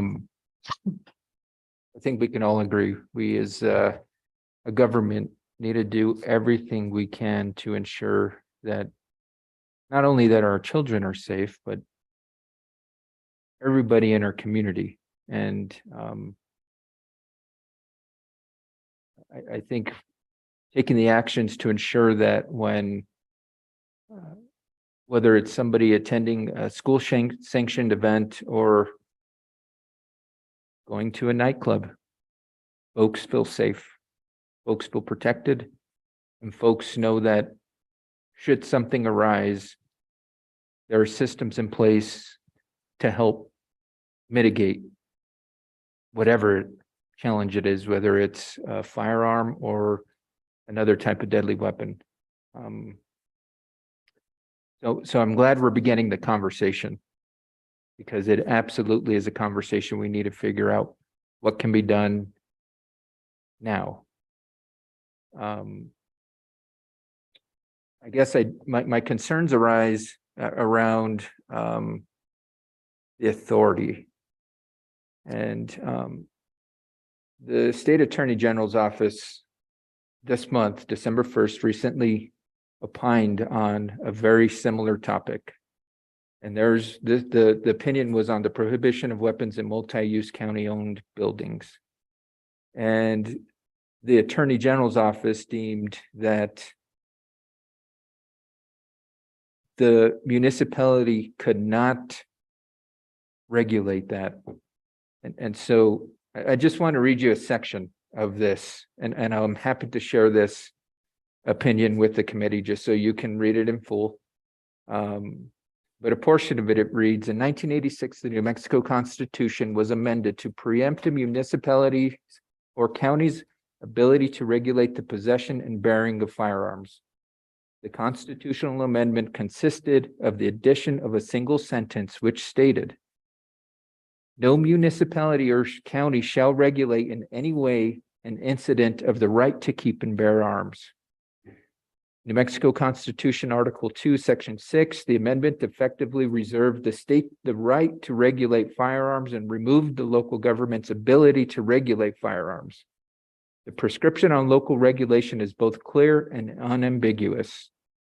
So that gets to the question that Councilwoman Villarreal had earlier in regards to vetting this resolution. This is a resolution, given we know that it is clearly stipulated in our Constitution that we don't have this authority, that we didn't seek additional opinion besides, and I guess that's a question I shouldn't say we didn't, but we didn't seek it in the sense we went to the Attorney General's office, and if we did, I'd like to know if we did, but because if the logic is the same as what this request in the opinion that was issued just 6 days ago, we don't have the authority to regulate this. So with that being said, if we don't have the authority to regulate the carrying of firearms, what do we have the authority to do, and how can we begin to install such measures? Because as I mentioned earlier, I think it's in everybody's interest that we begin to figure out how we work together to keep our community members safe. There are mechanisms where there are immediate lockdown protocols. I mean, the city hall is almost pretty much in that because of COVID, but schools have the ability to flip a switch and schools lock down. You've got things on doors that can be installed to prohibit folks from moving from one room to another. And so I think I'd like for us, before we move forward as a governing body with this request, to seek the opinion of the Attorney General on this, because I'd hate for us to be in a position where we move forward and we're overstepping our authority. And I strongly believe we want to keep our community members safe, especially our young folks. But is this an action that we don't have the authority to take? And reading the Attorney General's opinion here, we clearly don't. And unless otherwise stated, and whether it's the city attorney or somebody else that says, well, yes, you do, I'm willing to then entertain that. But at this moment, I don't have any other evidence that says we do.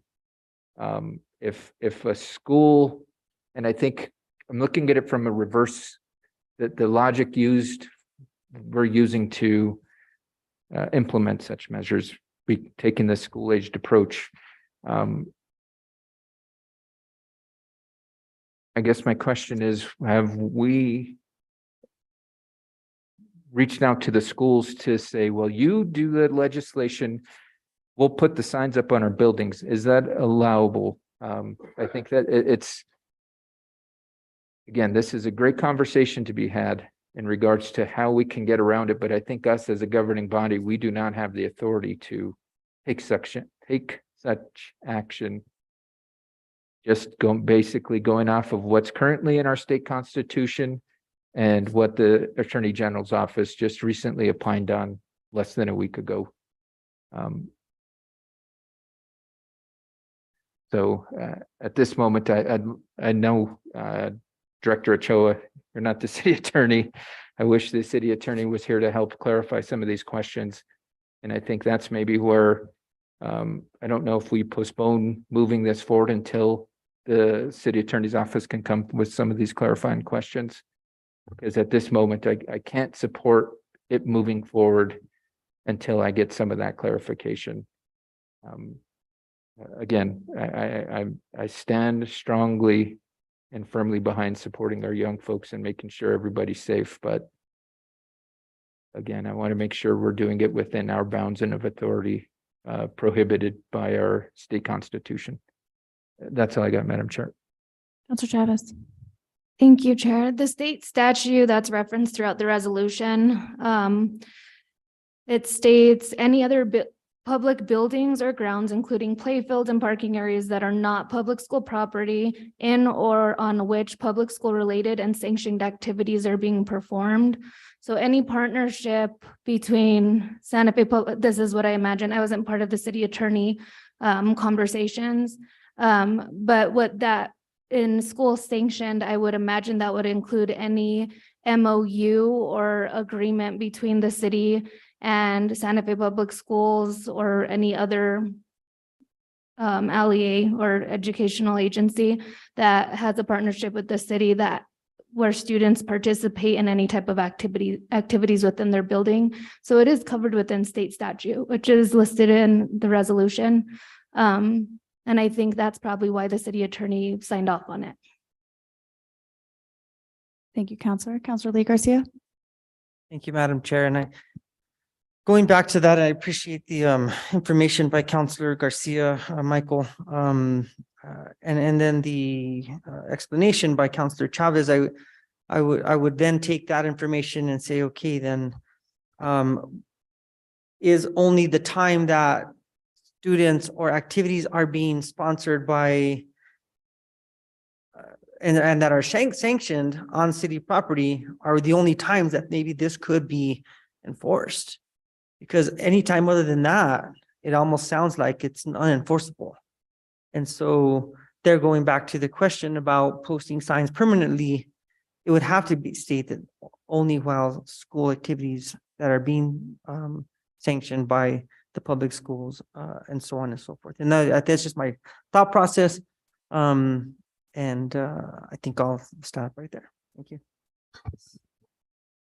Any other comments or questions at this time from members of the committee? Councilwoman Villarreal. Just a thought, I'm trying to, that's one area that's a little gray for me. I can understand sanctioned programs with Santa Fe Public Schools.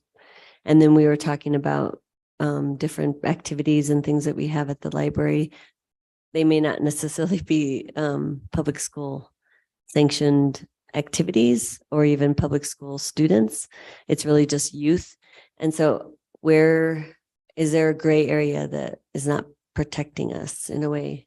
Like, I guess with the statute you read, it's really focused on public schools activities. And this one is kind of like broadly covering any event or activity that has to do with youth. And we don't know if they're part of the public school districts or any sanctioned activity. So I think that's where I'm kind of like, I would love the attorney's opinion so we can get that clarified. And I don't quite understand how this particular, was that state statute? What was that?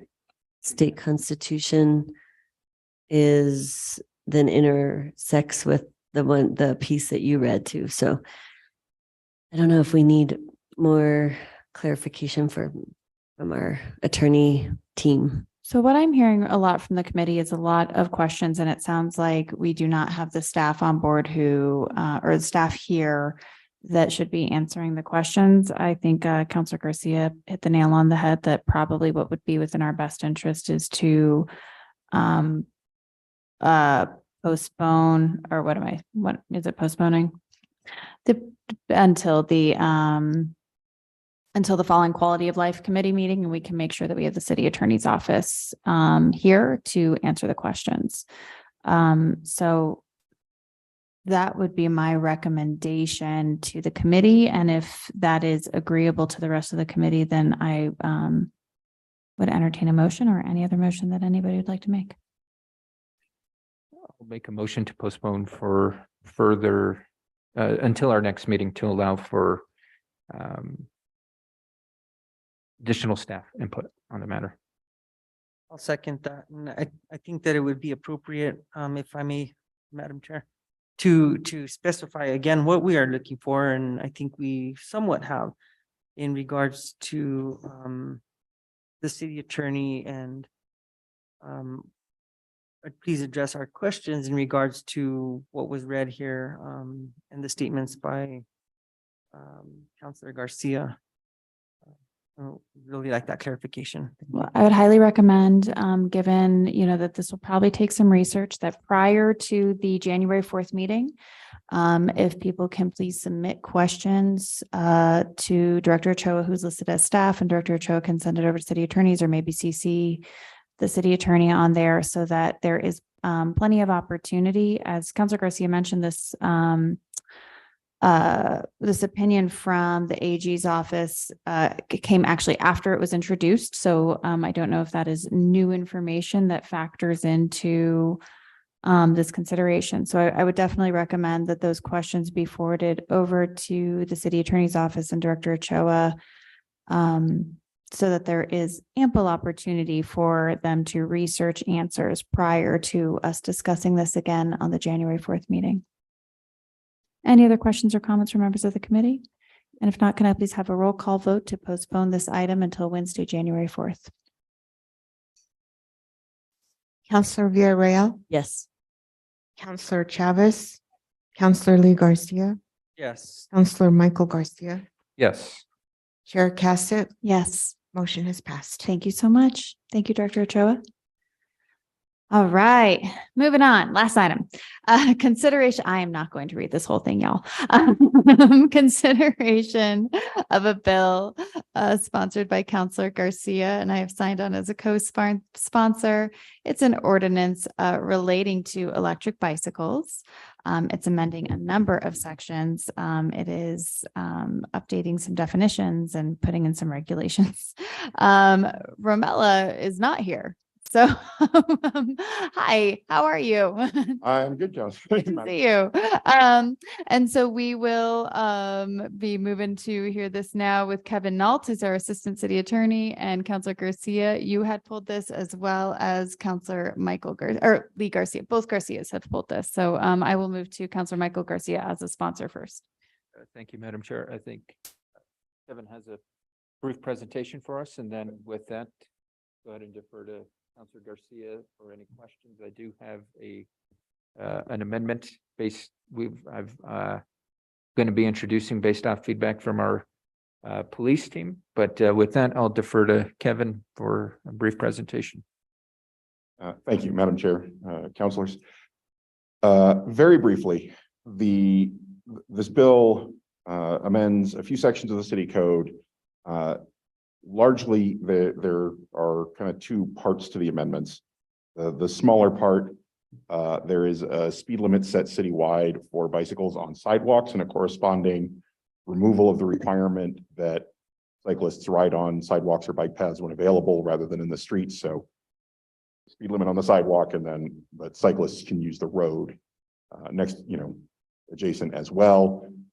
The more important part is essentially wrapped around the intent to bring clarity to the use of either, battery powered electric bicycles within the city limits. And clarity is needed because these devices can range quite a bit in power and the speed they can provide, and also whether the cyclist has to pedal and then is boosted with power from the battery, or whether it can just operate as a motor vehicle, in fact. And so the electric bicycles are defined in 3 levels that are taken from pretty universal definitions around the laws of a number of states. And anything over those levels, which is specifically any e-bike that can go faster than 28 miles an hour while the cyclist is pedaling, is defined as a motor vehicle. Anything under that limit, including electronic bicycles that can go up to 20 miles an hour on the battery power alone without assisting the cyclist, are defined into being bicycles for the purposes of the Uniform Traffic Ordinance. And that applies the standard rules to them. So it closes, for instance, a situation currently where somebody is riding a level 2 bicycle, electric bicycle that can operate solely on the battery power while they're not pedaling.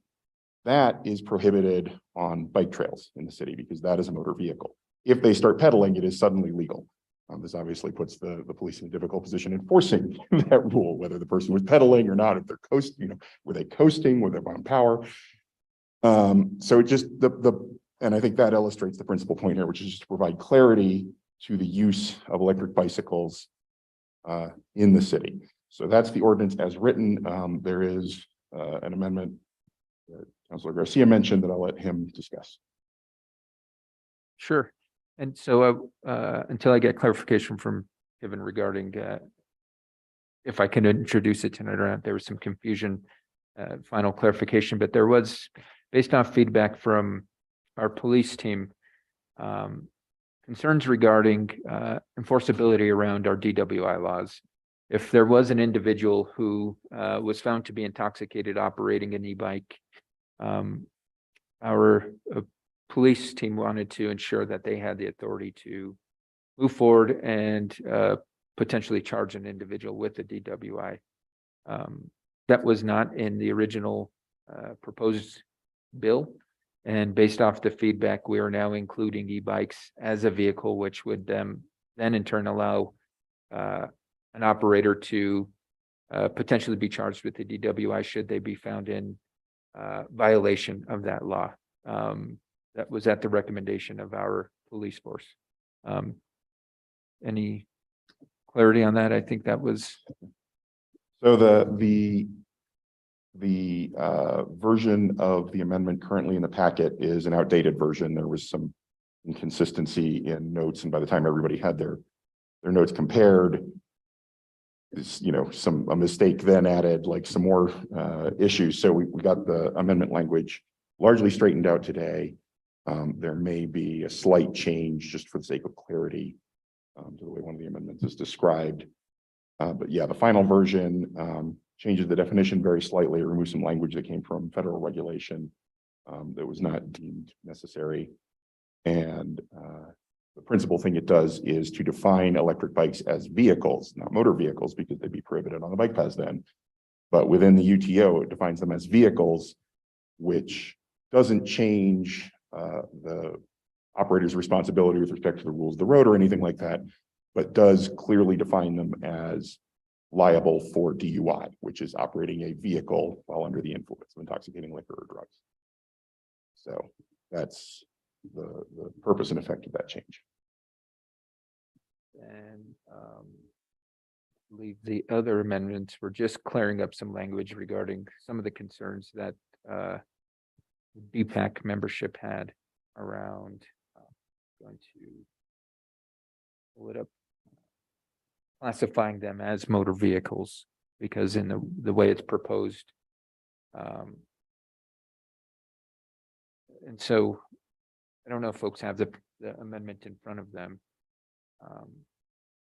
There's a red line as well as an amendment, although the amendment has not been signed, so I do not believe that we can actually move it tonight. We can just discuss it. Right. And I think that's where I did check with City Attorney McSherry. What she told me was that because the finalization doesn't change the effect, it may change the language slightly, but it won't change the actual result in terms of the final text of the bill, that we can finalize that tomorrow morning. So that's my understanding. So the additional amendments just struck language that was in the original proposed bill regarding weight. It's proposing to eliminate unpaved level service when powered by solely such a motor while ridden by an operator who weighs 170 pounds on motor vehicles. I think when we were consulting with Chief Tapia, he said kind of non-enforceable with the weight issue. We're not going to look at it from that manner. So BPAC said, let's just strike that altogether. And that was the proposed amendment here. The way it's currently sits without the amendment, it has that language, but BPAC is has requested that that be removed based off of some of the feedback that we got from Captain Tapia. The other, as Kevin noted, we struck e-bikes from the vehicle. It said at first it was making exceptions saying that e-bikes weren't vehicles, but we're striking, the amendment strikes that and says e-bikes are vehicles. And then the other changes to, again, address that weight issue that is later on in the proposed bill. So those are the amendments that are being considered based off the feedback we had from the initial hearing at BPAC from Captain Tapia and based off the comments from the BPAC membership. So with that, I'll go ahead and yield the floor to any other questions or comments. All right. Thank you so much, Counselor. Counselor Lee Garcia, you also pulled this item. Thank you, Madam Chair, and I actually had pulled I, but I guess I and an L could be, but that's okay, but now that more other information has brought up, I'd like to just ask a question since I have the floor. Other than motor vehicles, which other ways can a person get a DWI or a DUI or something like that? I'm just like curious to know. Well, I mean, I've heard of people on horseback getting a DWI. I mean, I think strange things have been out there under the influence. So it depends on the definition. So the definition as it currently stands for a vehicle, and as I mentioned, for the city ordinance, it's operating a vehicle while under the influence of an intoxicating liquor or drugs. From memory, the state statute is actually a motor vehicle, so it's slightly different. But for the city ordinance, the definition of vehicle is every device in, upon, or by which any person or property is or may be transported or drawn upon the street, including any frame, chassis, body, or unitized frame and body of any vehicle or motor vehicle, except devices moved by human power or used exclusively upon stationary rails or tracks. So to your example, I would say here a horse is not a device, and so a DUI on a horse would not be possible. However, if you had a car without an engine in it and you hitched a horse to it, you could then be, charged with DUI. So that never underestimate human creativity, Madam Chair. I guess so a follow-up to that would be if you get on a pedal bike versus an electric bike, that could be a defining factor of getting a DWI. The proposed amendment would define electric bikes as vehicles. So the bicycles with a battery driven motor with power under 1 watt or 1 watt or less, 1 horsepower or less, sorry, 750 watts, 1 horsepower, that goes, without reading the whole definition, right, 28 miles an hour or less. So if you're operating one of those, you would be subject to DUI. A standard bicycle would not be subject to DUI. That's not included in the definition. So I've used an electric bike before, and they can go really fast. I mean, I believe that was BPAC's concern. and so again, I've used them on vacation, and I think I've been able to go 40, 50, almost 40, 50 miles with traffic at full power if you really want to do it. And so again, I just kind of wanted clarification since that was brought up, because I think somebody could do very serious harm to themselves and possibly others if they were under the influence driving one of these. So I mean, I guess it's a better mode of transportation than a vehicle, but I'll yield the floor. Thank you. Those are my questions. Thank you so much, Counselor. Any other questions, comments from the committee? Counselor Michael Garcia. Thank you, Madam Chair. And so based off the feedback from City Attorney McSherry, it would be okay to move forward with the introduction of the amendments tonight and allow for the committee to potentially vote if I was to make a motion on them. That's my understanding, yes. Okay. With that being said, I will go ahead and make a motion to approve the amendments that are in the packet. We need a main motion on the floor, please. Can you give us a motion to approve your ordinance? I'm sorry, yes. I'm so used to us approving or making motions right away. So yes, I make a motion to approve the proposed bill. Second. We have a motion and a second. And now if there are no questions or comments on the main motion, back to you for a motion on the amendment. Thank you, Madam Chair. I'll make a motion to approve the amendments as were inserted into today's packet. Second. Got a motion and a second on the amendment. Are there any questions or comments on the amendment? And if not, can I please have a roll call?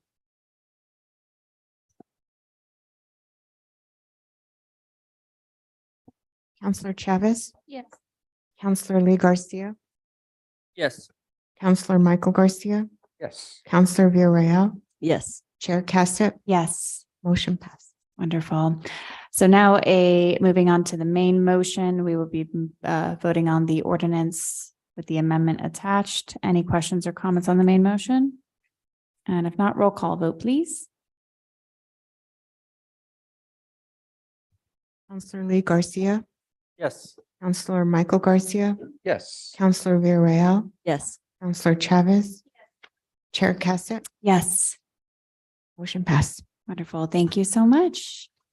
And with that, moving on to matters from staff. Any matters from staff this evening? Thanks so much, Kevin. We appreciate you being here. No matters for me.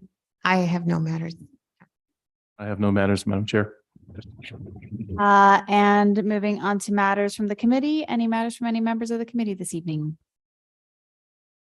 Nope. And I have no matters. Our next meeting is Wednesday, January 4th